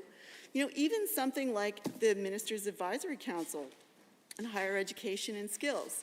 You know, there's a lot of effort in this particular piece of legislation to determine who can't be on it and what the powers are. But how about putting something in here, maybe amending this legislation that actually sets a tone around inclusion and diversity, so that anyone looking at this legislation and then following this legislation will understand that that is the goal of this government of Alberta, is to create opportunity, to support opportunity, and to invest in opportunity. And it begins at the highest level with legislation that will set the standard or set the path forward. So, you know, I'm not going to hold my breath, but I'm always going to be hopeful that that will happen. The other simple thing, you know, change the intent in the preamble. Wouldn't take much to add some language in the preamble that talks about barriers and then what this legislation will do to break those barriers down. Not just break those barriers down, but create opportunity. And then I find it really sad that ministries aren't talking to each other. So there is this Alberta 2030 Building Skills for Jobs going on. No mention of learners with disabilities. Are there others? The Honourable Member for Drayton Valley Devon, and then we'll follow that to go back and forth and create some parity with the Honourable Member for Edmonton Decor. Thank you, Mr. Speaker. I'm sure the Honourable Member can be on deck for a couple more minutes. I won't be long. It's a privilege today to stand up and to speak to Bill 74, the Advanced Education Statutes Amendment Act. And the proposed Post-Secondary Learning Act amendments are part of that implementation of the Alberta 2030, the Building Skills for Jobs strategy. And I'm very happy to be able to stand up here today and say that as our economy comes out of and from and underneath a global recession, and of course the impacts of COVID-19, that our institutions are going to need to be able to react. They're going to have to be able to have the ability to train the next generation of workers. Yep, absolutely. I mean workers. We've seen some of the best rebound in Alberta history in the last year or so in the number of jobs that have been created, primarily as a result of the policies of this party and the lowering of corporate tax rates, et cetera, that have allowed businesses to see Alberta as a province in which they want to invest in which they want to come and create jobs and bring prosperity back to this province. And so I'm glad to see that our Minister of Advanced Education has anticipated this, that our party has anticipated this, and that we are taking our universities and our polytechnics and we're changing the way that they do business. If anything, COVID has taught, I'm sure everybody in this house and most of the businesses in this province, that we can do business differently. And that the skills that are acquired and that we may need going into the future may have to change. And so our post-secondary legislation needs to change in order to keep up with it. And many of these things we're changing anyway, and we are going to usher them in forward with this piece of legislation. I want to take a couple of minutes here just to thank the minister. I know that in my community, it's a resource-based community. Drayton Valley and many of the small towns in my constituency depend on agriculture. They depend on forestry. They depend on oil and gas. It's a resource-based economy. And the jobs that we have are skills and trades jobs. And it's really important that we have an advanced education system that's flexible, that can meet the needs of these small rural communities. You know, and it really is critical because, you know, where there are communities across this province that have been, you know, when I talk to my people, they say they've won the lottery. They've got a Polytechnic in their community. But a lot of the smaller communities across this province, they just don't have access to that. Yep. Their students have to move away. Their students have to incur the costs of finding a place to stay and of finding food and being able to pay for the university education or the Polytechnic education. And it's very difficult on those smaller communities. It's very difficult on the businesses that are in those smaller communities, because often if they want to have their workforce upgrade, they have to move away. And they have to be away from that job, and they have to be able to find the money to be able to have those people no longer in the community, no longer in their jobs. And so I want to thank the minister, because I know that he's worked with us. We have an advanced education committee in the town of Drayton Valley. And we've worked probably for the last 2 years, 2.5 years probably, pretty close from the very first day that we became government, where it was so refreshing to the town of Drayton Valley and to the Advanced Education Committee to be able to come and to speak to a minister of advanced education that was saying, you know, we want you to think outside the box. We understand that your community has to look at this differently, as almost all of the smaller rural communities have to look at this differently. And so it's nice to be able to look and see and enact a bill that will hopefully become an act upon the passing of it in this legislature, should that be the case, where in the preamble, where it says, is highly responsive to labor market needs, and through innovative programming and excellence in research contributes to the betterment of an innovative and prosperous Alberta. That idea that our post-secondary institutions have to be focused on helping to create workers that are employable in the communities that they live in, that meet the needs of the businesses in their communities. Again, in the preamble. Whereas an accountable system is one in which all Albertans have access to clear information about linkages between labor markets and post-secondary education programs, and in which post-secondary providers are effectively governed, financially sustainable, fiscally responsible, and collaborative with their communities, government, and each other. You know, it's never easy to bring advanced education into a smaller rural community. Mr. Speaker, I know that in my community, we've struggled, and I don't think we're different than most smaller communities. Finding the numbers of students for a particular course over a number of years that will attract a post-secondary institution into that smaller community is always very difficult. Yep.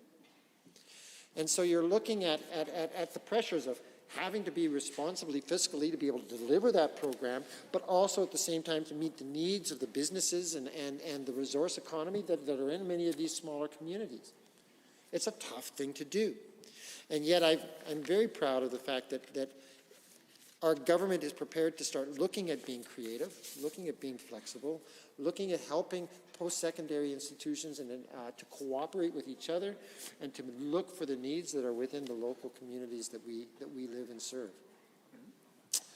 You know, and I think we see shadows of that in some of the pieces of this legislation. When I look at that 102.4 sub 1, where a comprehensive community college shall collaborate with other post-secondary institutions and community and industry organizations to support regional access to foundational learning, diploma certificate, and undergraduate degree programs.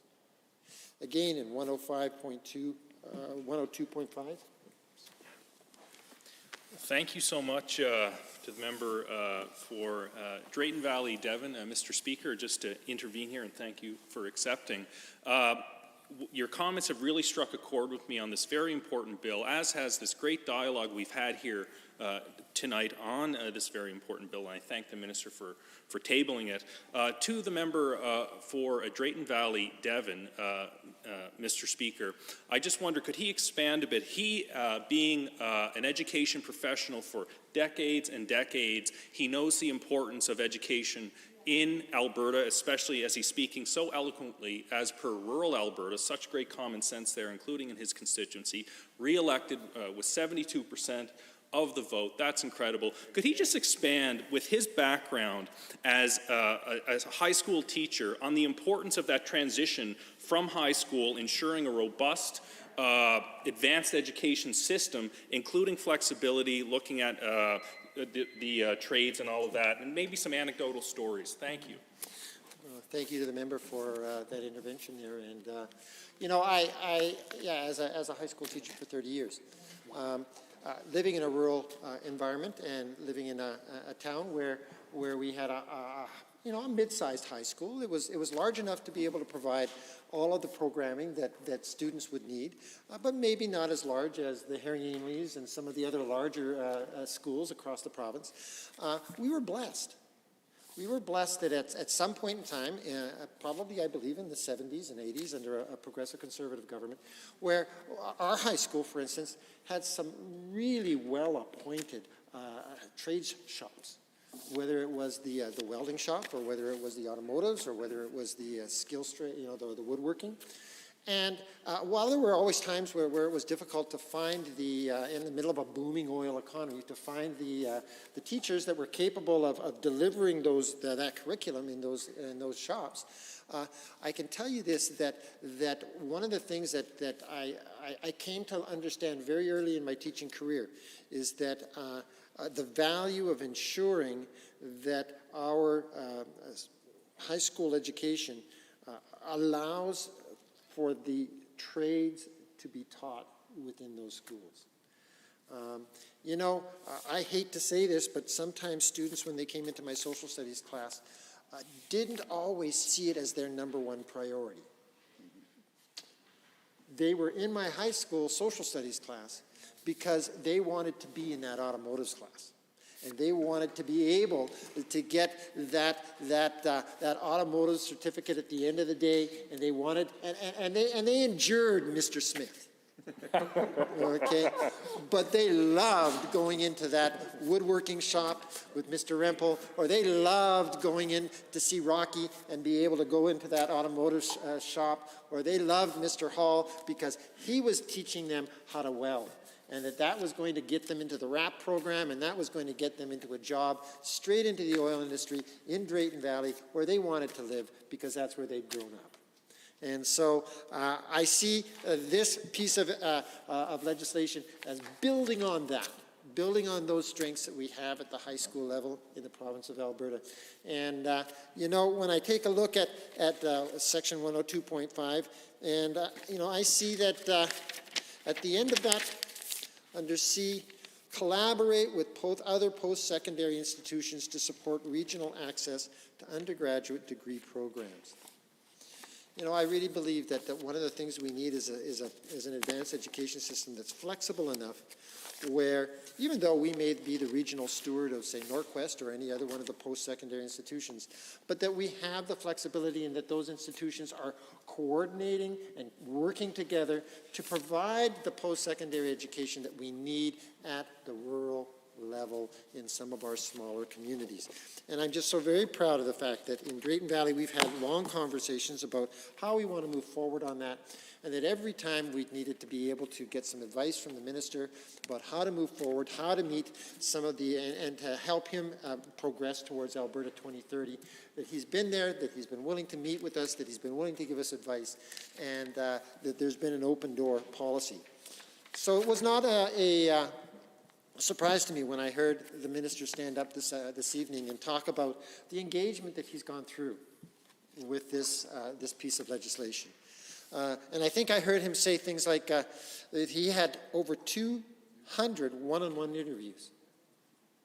100 interviews. Okay, I got that backwards. It's dyslexic sometimes. And, you know, that there were 31 roundtable discussions with faculty and students, that he had 5,000 survey responses, that he had workbooks for some of the people to be able to take home and to work through. Amazing, the kind of public engagement that was done in this little piece of legislation that we have before us tonight. The 6 public town halls with 1,500 people attending, and all of it focusing down to promote a single strategic plan for post-secondary education in the province of Alberta. Minister, I think that you have done an amazing job with this bill, and I want to just give you my congratulations from my constituents to you. Okay? Now, this bill, obviously, there's lots of people that have spoken to this bill tonight and have brought forward the pieces of this bill.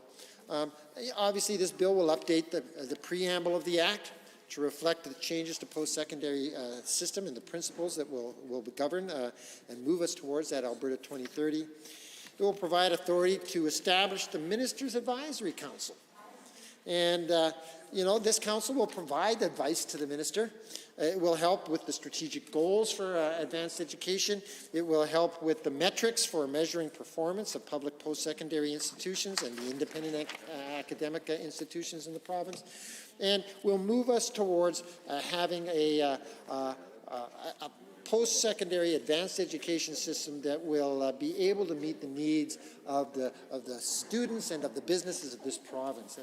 And good on you, Mr. Minister, for moving in that direction. Changing the number of categories of post-secondary from 6 to 2. And so that, you know, you'll have one category for universities and one category for the polytechnics and the colleges. Changing the way term limits for board members are set under the Act from a limit of 2 consecutive terms up to 3 years each to a limit of 6 consecutive years of service, regardless of the number of terms. Transferring the authority to set apprenticeship tuition from the minister to the boards of governors of public post-secondary institutions. Decentralizing of some decision-making. Love it. Love it. Okay. This provides less top-down direction to post-secondary institutions and more of the autonomy that they have been looking for. And of course, as a good conservative, we do believe that often the best decisions are made by those people and those institutions that are at the most local level that best understand the issues that they're going through. Go right ahead. I thank the member from Drayton Valley Devon for allowing me to intervene in his debate, because I have a question for him on this very point about decentralizing decisions around setting tuition for apprenticeship programs. Because in his speech, he talked about the importance of maintaining local education for students in their communities. And I'm wondering if he shares my concern that by decentralizing tuition rates for apprenticeship programs, that he will create, that the system will allow for creation of competition between universities or colleges for as far as tuition rates go, and perhaps actually have the perverse result of driving students out of his community to seek more affordable education in other communities. And I wonder if the minister, or if the member would like to comment on that concern. Thank you, member, for your question. And I guess I would suggest that one of the things that I love about this act is that it does expect post-secondary institutions and advanced education institutions to work collaboratively with each other.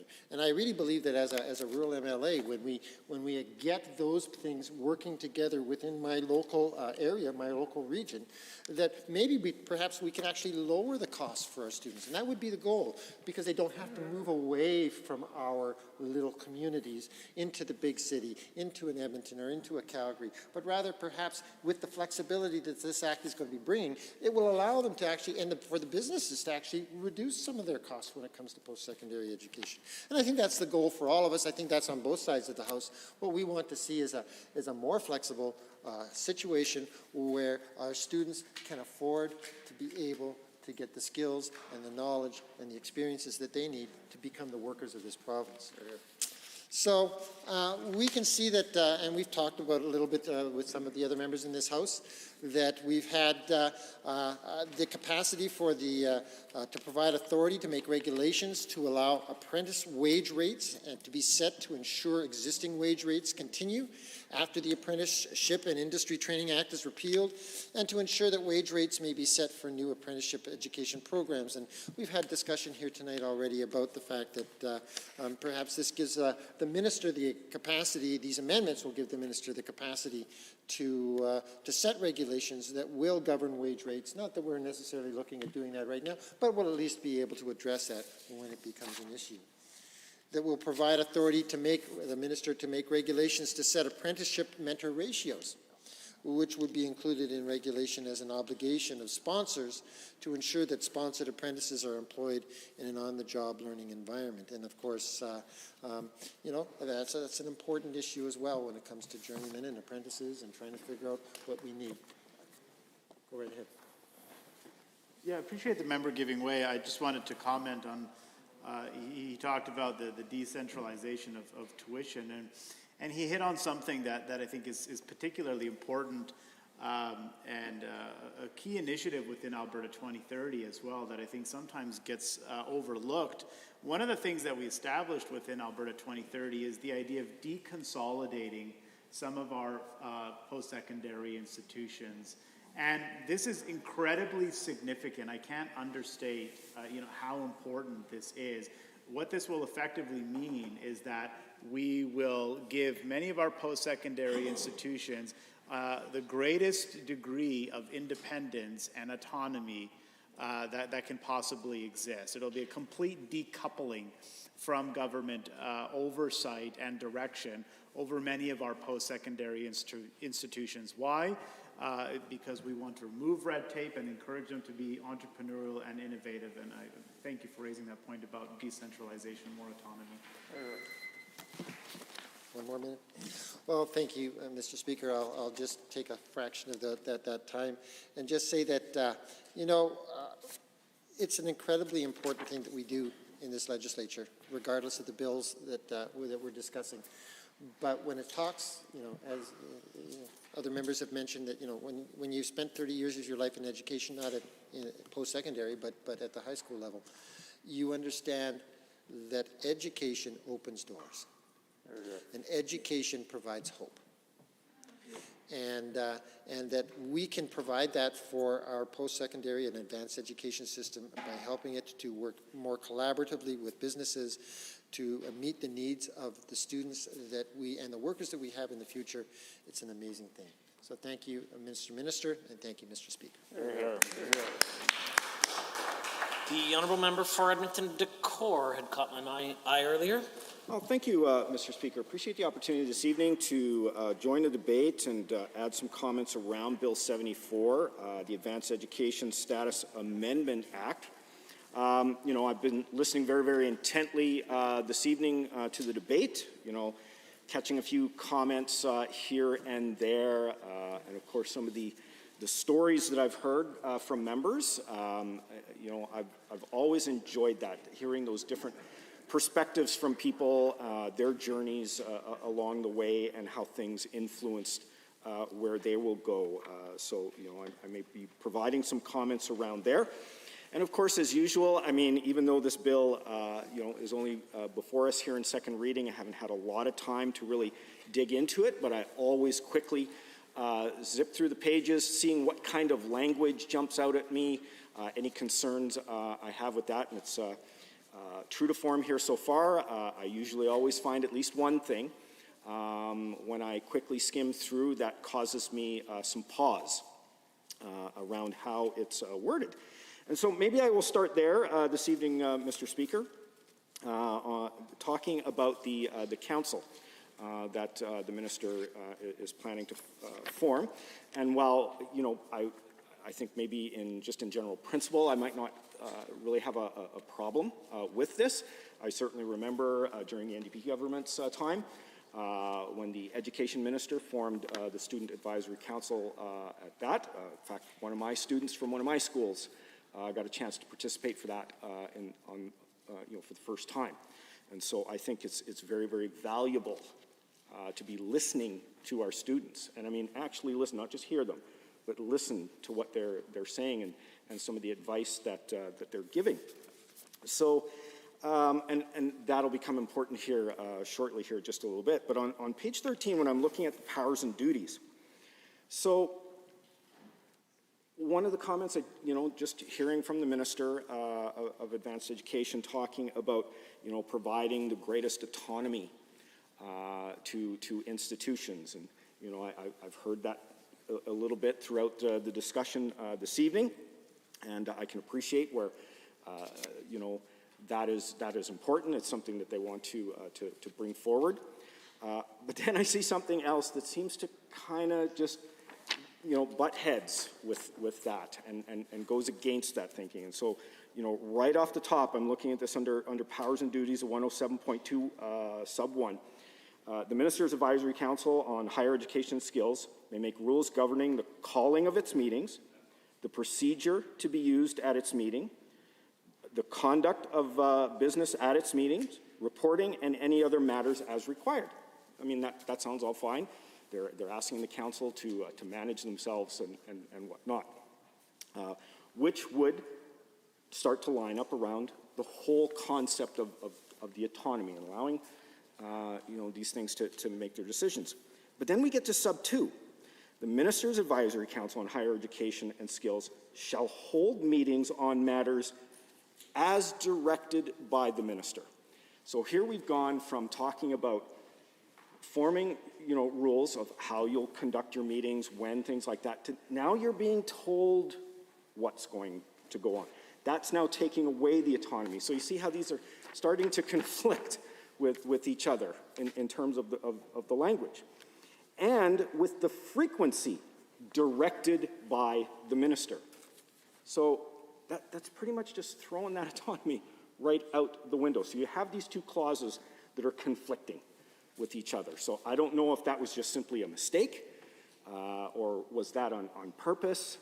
So, as I've constantly tried to remind the House here, Mr. Speaker, over the course of this 30th legislature, I sometimes see things in writing, but then what I'm hearing isn't lining up. And tonight is yet another example of that, where I'm hearing about autonomy being an important thing, but yet the language here is showing me that's not the case. Which now gets me to sub 3 of the same one here on page 13. The Minister's Advisory Council on Higher Education and Skills shall engage with the following groups with the frequency directed by the minister. There's that little catchphrase again. And of course, we have the different groups here: students, academics, staff, presidents, chairs. One of the things that I've consistently heard over the years, and in my riding of Edmonton to Core, I have 26 schools, 3 of them being high schools, all 3 high schools in the Edmonton area that's north of the Yellowhead Freeway. And so get a chance to talk to my high school students on a regular basis. One of the consistent things I always hear is, students don't feel like they're heard. They have a lot to contribute. We really, really need to listen, because at the end of the day, the actions that we're taking here in the House are the ones that they're going to have to deal with later in the future. So wouldn't it make sense that we set things up into a position where they would like to see it go? And so when I look at this, the language directed by the minister, it gives me cause, because you could actually skip groups or one group in favor of others. And so I've certainly heard from staff members sometimes as they're trying to input, how to make the system better, how to make it run better, how to provide education to our young emerging leaders that will help them lead on the world stage. This language actually has the ability to allow the minister to direct the group to skip or pass over or something along that line. And that's a problem. So if you don't really want to listen to students, you direct a group maybe to pass over. If you don't want to hear staff members, you might want to pass them over. And I know it's my friend from Goldbar, and I'm willing to give you. I thank the honourable member from Edmonton Decor for letting me intervene in this debate, and I'd just like to add my own thought on the matter that he's raising. It seems to me like the minister is setting up a council that allows him to avoid responsibility that he should have for consulting with these groups. As my friend from Edmonton Decor said, this legislation allows the minister to direct an advisory council to meet with students, academic staff members, presidents, chairs, boards, or anybody else that the minister directs. I certainly hope that it's the case that the minister keeps meeting with these groups directly himself and doesn't shift that responsibility onto this council. Now, I understand that members opposite are incredibly unpopular these days, and when they meet with stakeholders in their ministries, they probably hear a bunch of things that they don't like. And what I'm afraid is that the minister is setting up a mechanism for him to avoid accountability and from him avoiding the unpleasant news that these stakeholders have to give him, and is instead shifting that responsibility to this council. Well, thank you, Mr. Tate, and thank you to my friend from Edmonton Goldbar for pointing that out. Yes, I mean, you know, we know right now that tuition rates are going up. Loans on tuition are a lot higher. There's a lot of students that I'm hearing from that have considerable concerns around that. And again, they're not feeling heard to that challenge. And so I do believe there could be potentially an avenue with which to avoid that accountability to those groups by directing this council to potentially just not get to a specific group. Now, my friend from Edmonton Goldbar also pointed out in sub E of 3, this is what I like to call the catch-all phrase, Mr. Speaker. And any other groups as directed by the minister. I mean, at this point, as long as the minister says, well, you need to meet with this group, it might have absolutely nothing to do with post-secondary education, but it's covered by the sort of thing. And so when you start utilizing that, well, I want you to meet with this group. Well, we don't have enough time now. It's you know, whatever the excuse is, insert there. Now you get to start skipping, you know, some of these other groups, and you know, simply say, well, you know, the council didn't have time to meet with you. Now, perhaps if there was, you know, maybe a suggestion later on of maybe requiring a minimum number of times to meet with each one of these groups in a year, at least meet with the students once a year minimum. You know, I would certainly possibly feel a little bit better around this kind of language.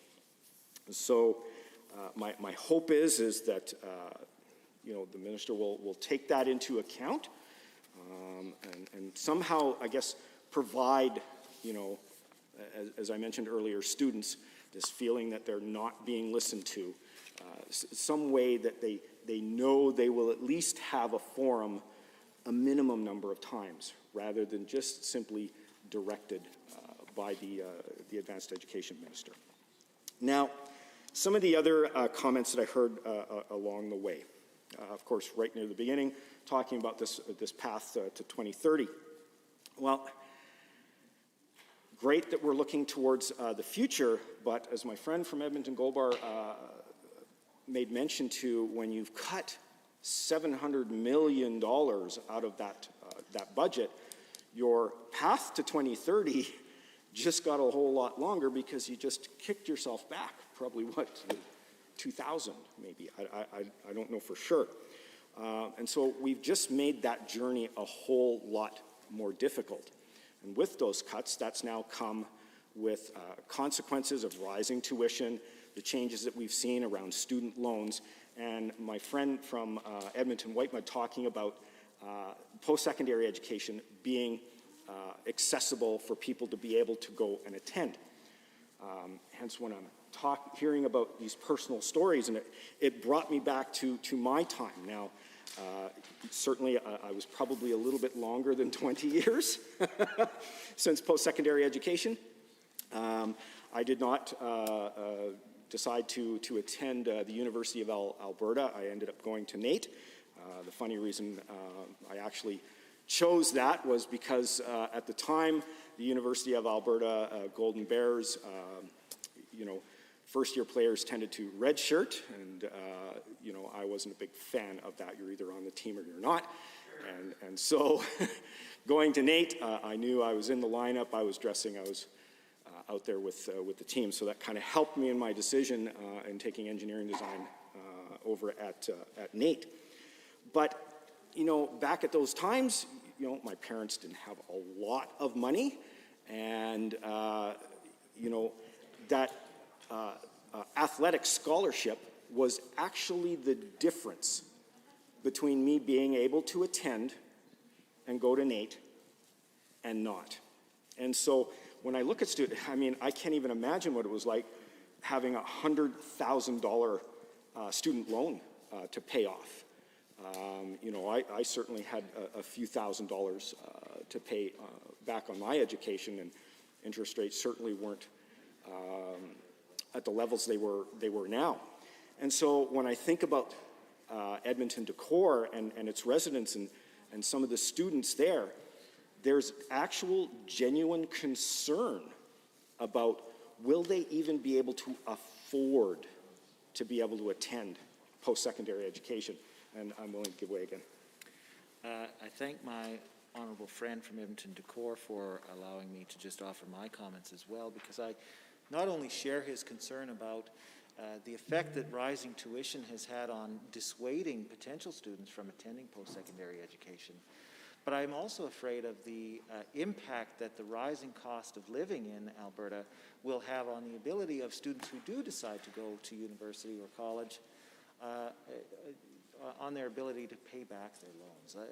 One of the things that we've seen is that wages in Alberta have been stagnant for a really long time, but the cost of tuition is going up, the cost of insurance for an automobile is going up, the cost of electricity to heat your house to power your house, the cost to heat your house is going up, the cost of gas is going up, the cost of groceries is going up, but wages are not going up. So to add additional student debt on top of all of these other cost of living increases that this government is either causing or cares nothing about will further burden students in Edmonton Decor with debt that they can never afford to repay. Yeah, no, that's very, very true. Again, I think back the little car that I had and the little amount of gas.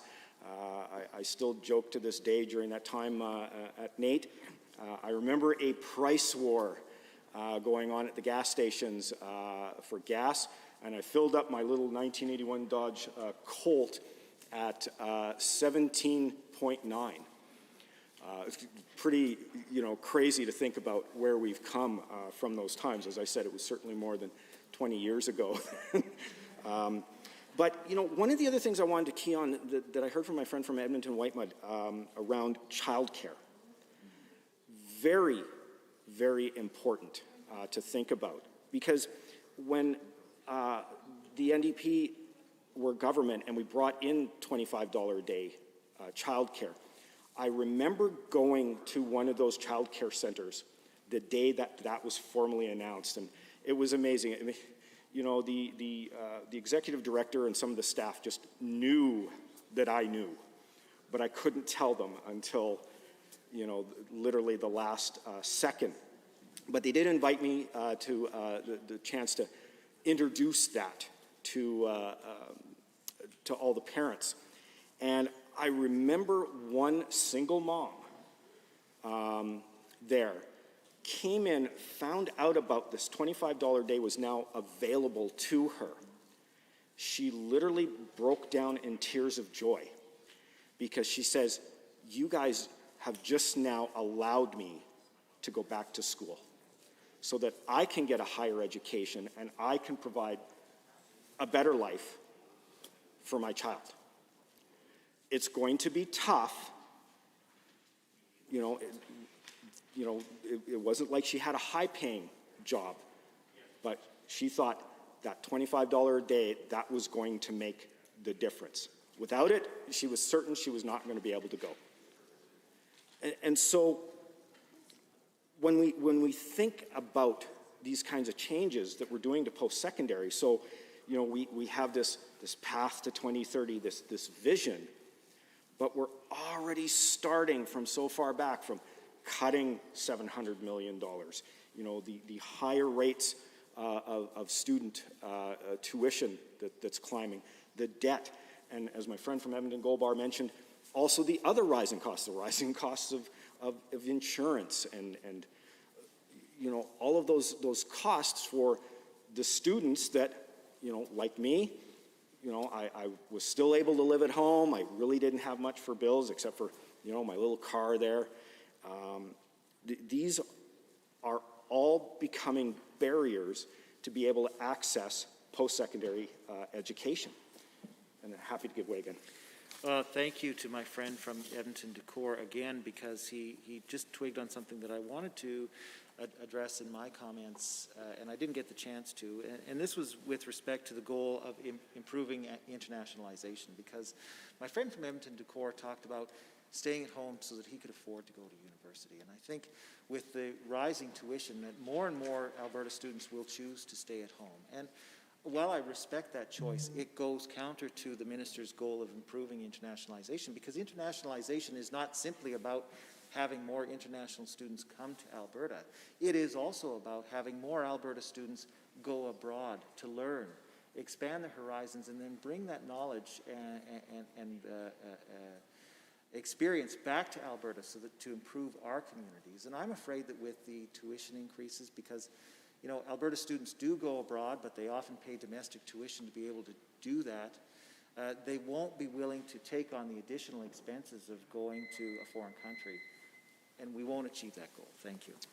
Yeah, no, that's a very good point. And one of the things I'm worried about with all of these rising costs, and this actually kind of leads a little bit to the comment I heard from the member from Drayton Valley Devon around businesses wanting to come to Alberta. Clearly, it's been demonstrated that simply a low corporate tax rate is not going to do that.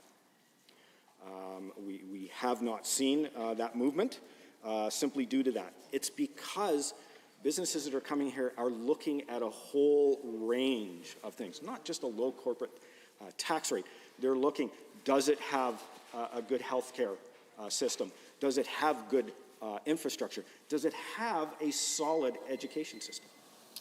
Are there others? The Honourable Member for Edmonton Riverview. Well, thank you very much, Mr. Speaker. It's my pleasure to rise and join the debate on Bill 74, the Advanced Education Statutes Amendment Act 2021.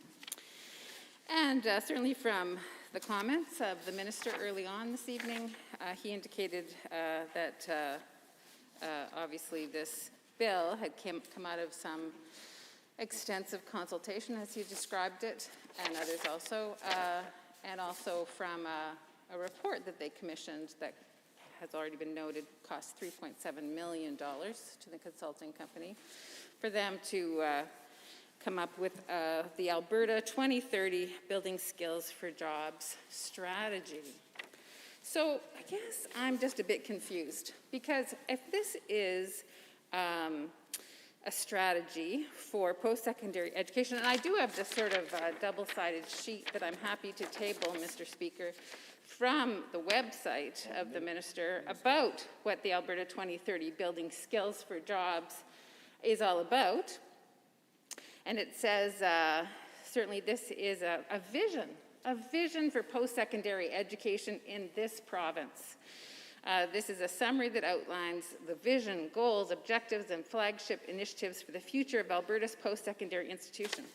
Well, I'm a bit confused by that, because if you look at the title, it says Alberta 2030 Building Skills for Jobs. Wow, that's a pretty limited vision for post-secondary. It's just about getting skills for a job. That's not my understanding of post-secondary education, and certainly that's not what I experienced when I went to the University of Alberta in 1979, so that's over 40 years ago. And that was a chance to expand my horizons, understand how society works, understand democracy. I did a degree in political science, and like, this is a vision? This is a technical briefing. This is no vision. This is ridiculous. So it's very disturbing to see that this is what the government calls a vision for post-secondary education. It's so limited. If I was a professor and a faculty of arts and humanities, I'd be insulted by this document. And the students should be insulted too. It's so narrow in its vision. And if this bill is built on that, which is what the minister said, then that's also disgusting. Let's have a vision. Let's have a government that actually includes, all of us and can see the broadened discourses. Let's expand the discourses. But no, education's about getting a job. That's it. That's not true. That's not true. We know education, knowledge is a game changer for us. I know it changed my life profoundly. I grew up, in a small community in the north of this province. And when I came to the big city of Edmonton to get my first degree at the University of Alberta, my life changed completely. I expanded my view about many things. I understand so many other things than just about, getting a job. It was just a whole different thing. And so to see this UCP government talk about this, that this is what the vision for post-secondary education is disturbing, to say the least. So I just wanted to start my comments by talking about that. But secondly, I want to talk about just the record of the UCP government since they've been elected. And of course, I have the honor to represent the riding of Edmonton Riverview and the University of Alberta, which is our, leading institution in this whole province. And, tragically, under the UCP, they're devastating the University of Alberta. They're expecting the University of Alberta to bear the brunt of 50% of the cuts they've made this year in their budget. So that's like over $60 million. I think it's $126 million for all post-secondaries, but for University of Alberta, it's $60 million. That's a devastating blow to the university, and they've been such stalwart, hard-working. The president, the board of governors have worked so hard to be responsible about, okay, the UCP government's elected, we need to understand their song sheet, we need to try to understand what they want from us. So guess what they did? They did a ton of things to, yes, I'll give way.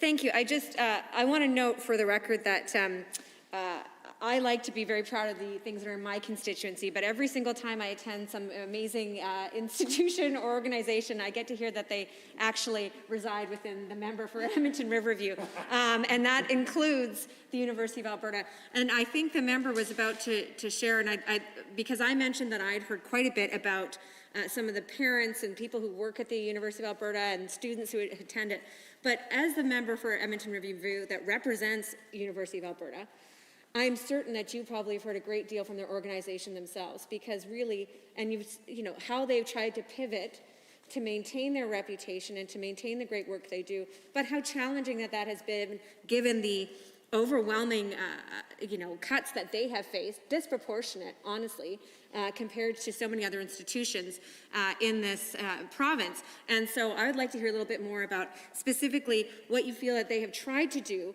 but also, what the challenges they've faced in the University of Alberta. Yes, thank you very much for that question. Certainly, we know that the University of Alberta actually has 25% of all post-secondary students attend it, right? So it's 25%, but as I said in my remarks earlier, they have had to bear 50% of the cuts that this UCP government has created in their most recent budget. And so that is a significant burden to the University of Alberta, but they are responsible, and certainly having spoken to the president, and I know the Board of Governors has been working hard to understand what this government thinks, should happen in post-secondary education. So they're trying to be, I guess, responsible and follow sort of the direction. This is what needs to happen. And so they've done extraordinary things to shift and to be responsible fiscally. They've decreased their administrative costs with a total savings of $95 million. This is just since the UCP government came in. So this is, of course, significant. And we know that that means that hundreds and hundreds of people have been laid off. But they've had to do that. They've had to do that because the UCP said, this is the rules now. This is the game that you need to play with us. And so, this is what we want, and you need to do that. And so they did. They've also changed the faculties, so they've grouped 13 of their faculties into 3 colleges. And so then, again, that's a huge administrative shift and change that they've done, again, for cost containment, to be responsible. They've changed their procurement process and are rethinking the use of space to create an additional $32 million in savings. So these are not simple things you can just do. These are gargantuan. And they've been responsible and done that. And guess what the UCP does? The UCP says to them, oh, no, that's not enough. You got to actually do more. And so they were told you have to cut, so they did cut, but then they had an even higher expectation of having less funding. So instead of 10%, it was 11%.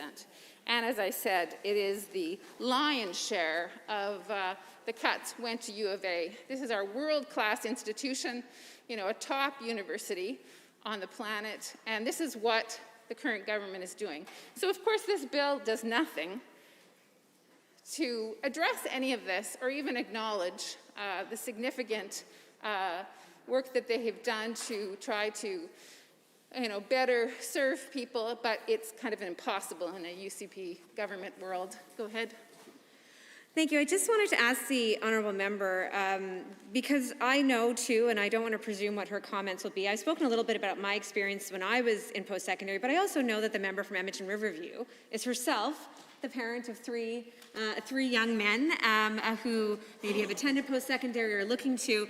And so I believe that probably your perspective as a parent of students who might be, looking at post-secondary right now and evaluating whether or not Alberta is a place where they want to continue on with their post-secondary or whether or not they feel that this is a place they want to stay. Because this is a very important perspective that I hear from a number of my constituents, and I'm certain from the member from Edmonton Riverview will be hearing it from her constituents as well, but I also believe you likely have some personal experience that you would like to share, and I think all members of the Assembly would benefit from hearing that perspective, as they probably are hearing it from their constituents as well. So I'll turn that over to the member. Thank you very much for that question, the member from Edmonton Whitemud. Yes, and so of course, besides all these really draconian cuts to our post-secondary education system that really is devastating post-secondary in our province, and many of my colleagues have spoken about that, and I'll speak about that again in my remarks, but also, individually, students are paying more, or their parents are paying more, as the member suggested. And yeah, I have 3 sons, and my eldest, he's sort of off on his own now, but he got 2 degrees. My middle has he only took 1 year, and now he's sort of working in the trades right now, and he's liking that, and that's where his path is, and so that's great. But my youngest son is going to be in 3rd year, and he is in 3rd year. It's already, October. And when I had to pay the tuition for him in the fall, of course, it was much greater than last year, and that's that 7% increase that the universities are doing the maximum that they can, because of course they're in dire straits because of the cuts that the UCP government has had. And so we have, 1 more year of his undergraduate anyway.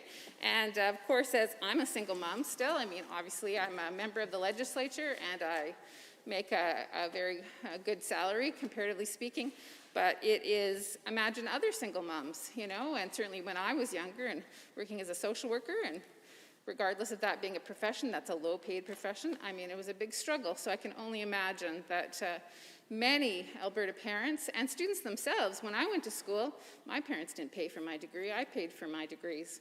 And so I needed to get big student loans, and that took me many years to pay off. But I knew the value of an education, and so I was willing to make that kind of investment. But certainly, besides my personal experience, I have spoken with the Council of Alberta University Students, CAUSE, as they like to call themselves, certainly the chair, Rowan Lay.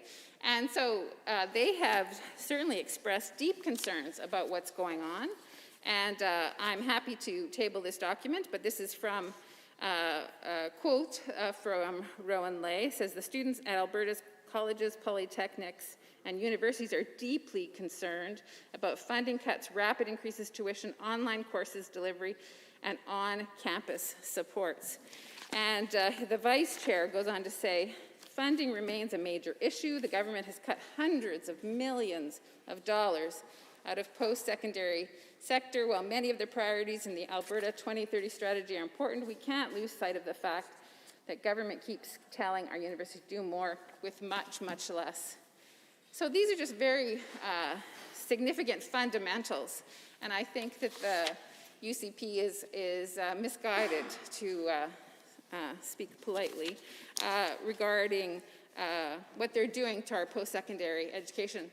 And like the member from Edmonton-Whitemud, I have many, many, many constituents who are professors at the university, who work at the university, who are going to school at the university, and they're devastated by the cuts to post-secondary and don't see certainly this Alberta 2030 strategy as a vision or anything that's going to help our post-secondary.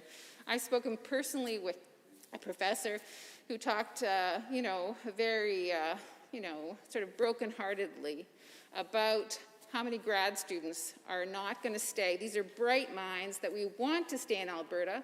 We want them to be working in our communities after they're finished their educations, and they're leaving our province. And we know that when people leave to go to higher learning somewhere else, they're less likely to come back.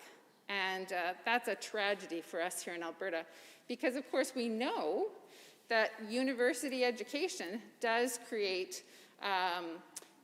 staffing for a whole diverse workforce. And we in Alberta need a diversification plan that gets us to expand, green energy, IT. And I mean, University of Alberta has an amazing, what's it called?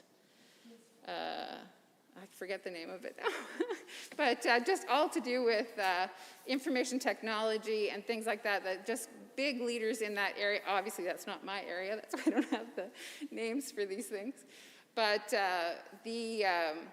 it's just devastating to see this. And this professor who taught for many, many years at the university was really heartbroken. And he just said, this kind of cut, these kind of choices that UCP government is making isn't something that can be just remedied. Say, perhaps they're not government in 2023, and there's a new government that comes in and does some things that actually are supportive of post-secondary education and starts investing. But the damage is done, and sometimes it takes 10, 20 years for recovery to happen because the ship has sailed. Things start moving in another direction.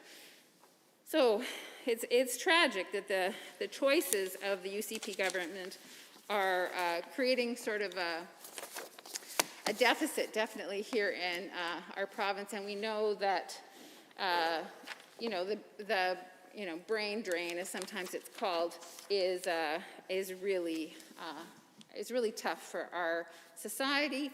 And of course, it's not going to have us with a workforce that is able to create more diversity of jobs and positions for companies that want to come to Alberta or are here already, but they can't get the workers that they need. So if anything, this is exactly the time to be investing in post-secondary education and not slaughtering it, because it's devastating. And as I said, the impacts are long-term.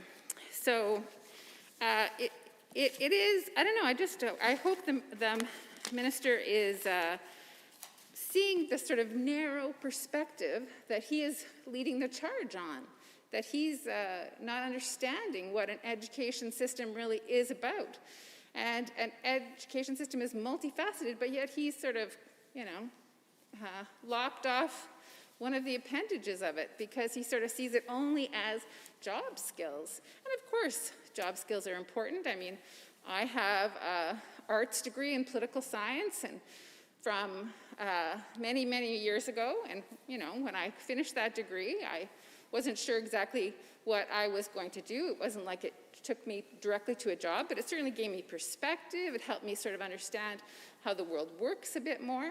And I worked in various jobs through my 20s, and then in my late 20s, early 30s, I decided, I think I want a professional degree, and I want to go back to university, and I got my Bachelor of Social Work degree and my Master's of Social Work degree. And that, I think I was led in that direction because of the work I had done in my undergraduate degree. And I could see the larger systems issues. Like we know in social work, we're working oftentimes with resources that are limited, and we know that how vulnerable people are helped is through these larger systems. And governments make a big difference, the type of choices they make, how they support vulnerable people, what they do is a huge impact on the profession of social work. And so that was, that really was very important, even though I didn't have a job when I finished that undergraduate degree in political science from, I guess it was 82. And I got my Bachelor and Master's of Social Work at another important institution in our province, of course, the University of Calgary. And so I did 3 degrees in this province and felt, very grateful for my education here. And I'm just really concerned about what the UCB government is doing right now to really harm profoundly our post-secondary education system. Thank you. There are others wishing to join in the debate this evening. I see the honourable member for Lethbridge West has risen. Thank you, Mr. Speaker, and thank you for the opportunity to rise to speak to these amendments to the Post-Secondary Learning Act. And I'm going to begin my comments for this fall sitting with recognizing obviously the long hours of the frontline healthcare workers and great deal of stress that they have faced in the community of Lethbridge and throughout the province, but certainly I have heard from so many frontline healthcare workers, physicians, nurses, LPNs, personal care assistants, and others about the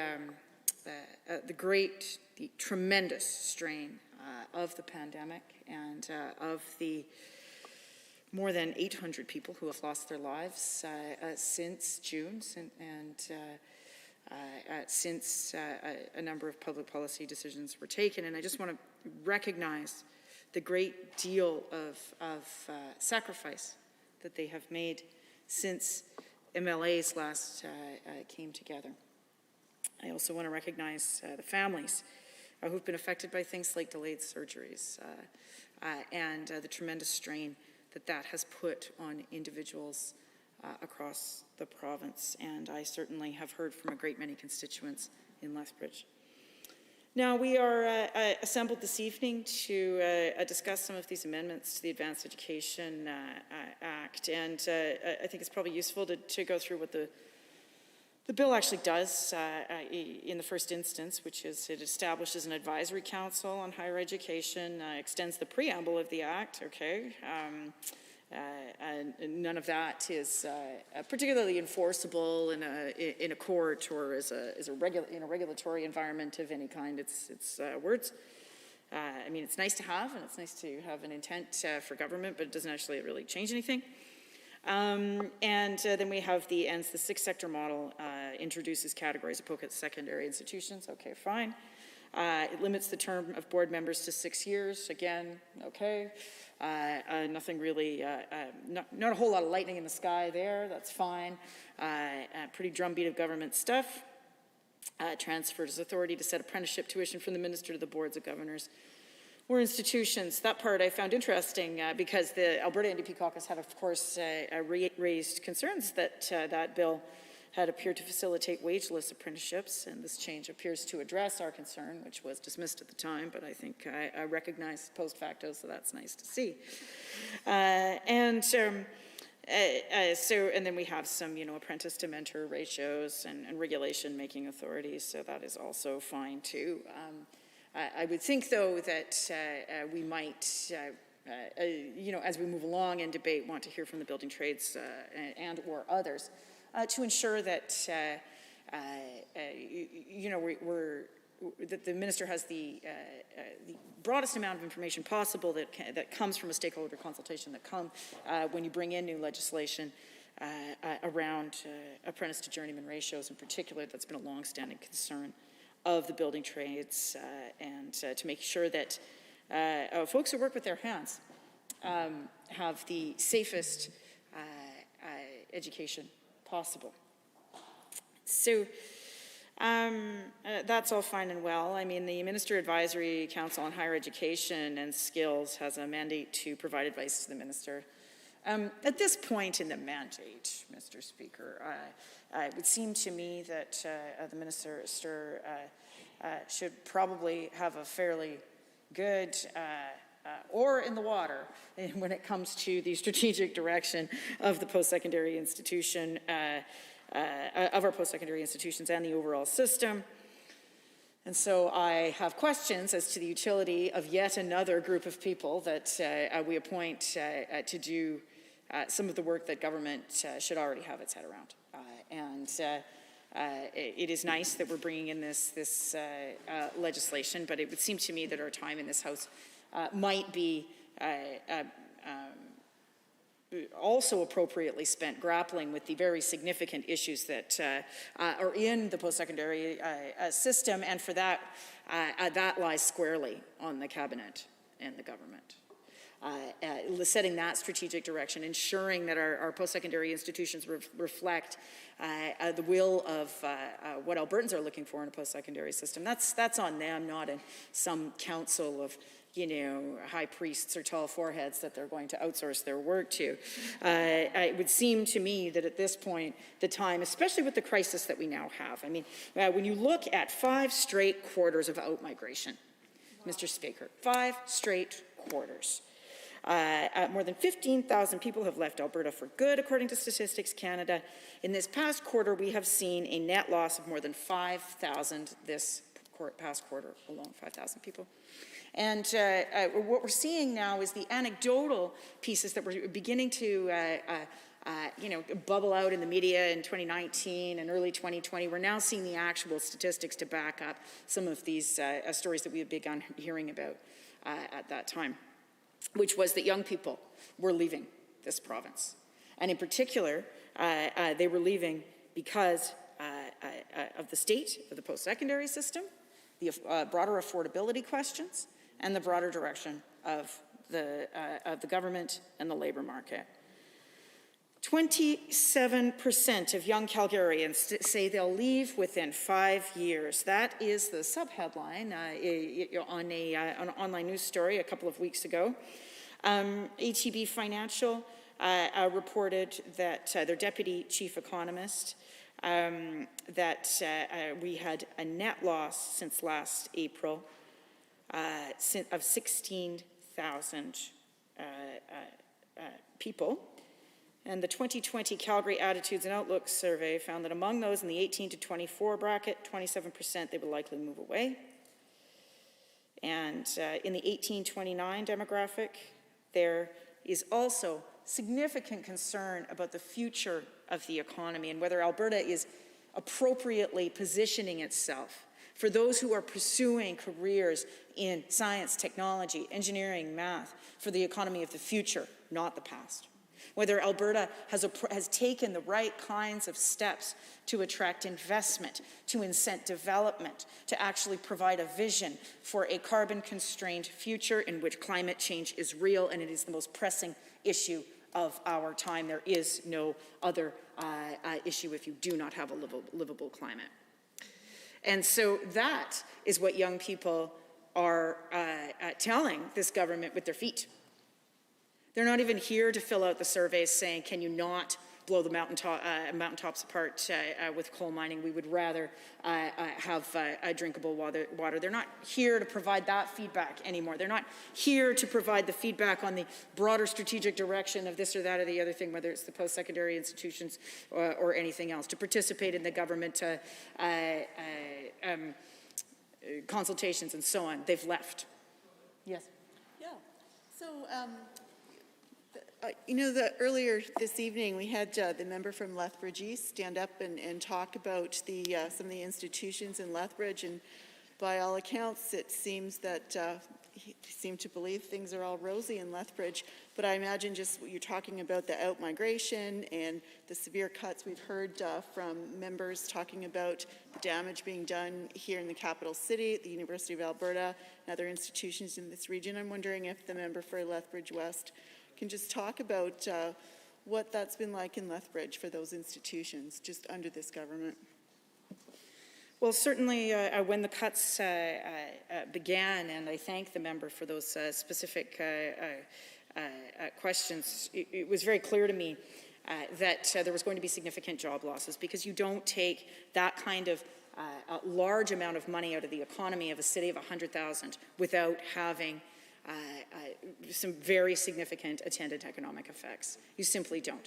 And I remember the first conversation that I had that kind of crystallized this for me was when I was talking to an academic whose wife works in the private sector, and she said, well, we need to replace the minivan, but we're not doing that right now. The minivan, you know, the kids are getting older, we've done all the sports with it, the minivan's got like, it's really, you know, it owes us nothing, it's got, you know, almost 400,000 kilometers on it, but it's going to have to do, because we don't know what is happening. We've already taken a 6% cut at U of L, and he's a senior researcher, right? And we don't know what the future is. Well, now we sort of do. There was another 6% that came in the 2021 budget. So that's a cumulative 12 for a total over the 4-year forecast period, at least what it looks like right now for the University of Lethbridge, of $20 million being taken out of the local economy. That's a pretty significant amount in a city of 100,000. Now, lest anyone think that, you know, that's just a bunch of government work, it is not. It is so far from that. It is researchers who are doing amazing research over in science and technology. It is certainly those who are working with the University of Lethbridge's, you know, world-leading art a collection, which is a fantastic teaching tool, and it's also a research tool as well for many, many historians and others.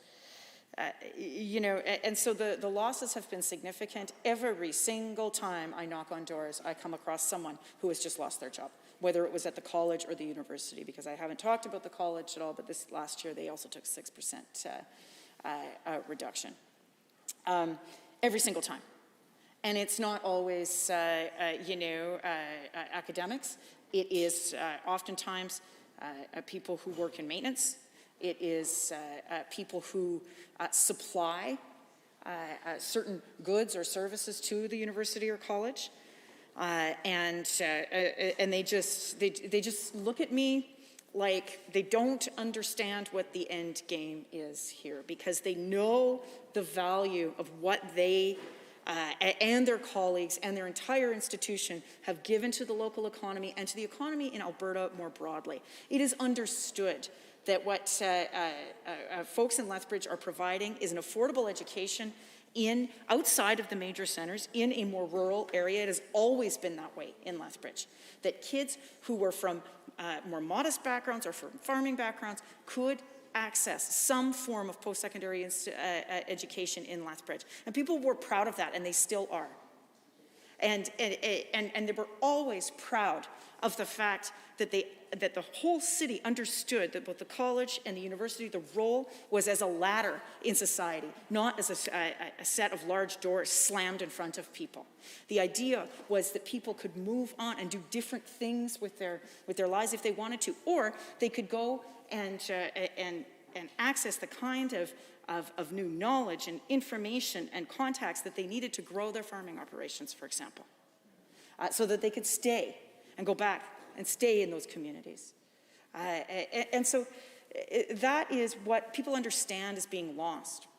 And they don't understand that universities and college, or university and college, that contributes so much in the way of water research and understanding of agriculture and business practices and so on, how they don't understand how that's not the future of Alberta, how we could possibly have a public policy environment that does not appreciate, understand, and actually nurture the fact that that is the future of this place.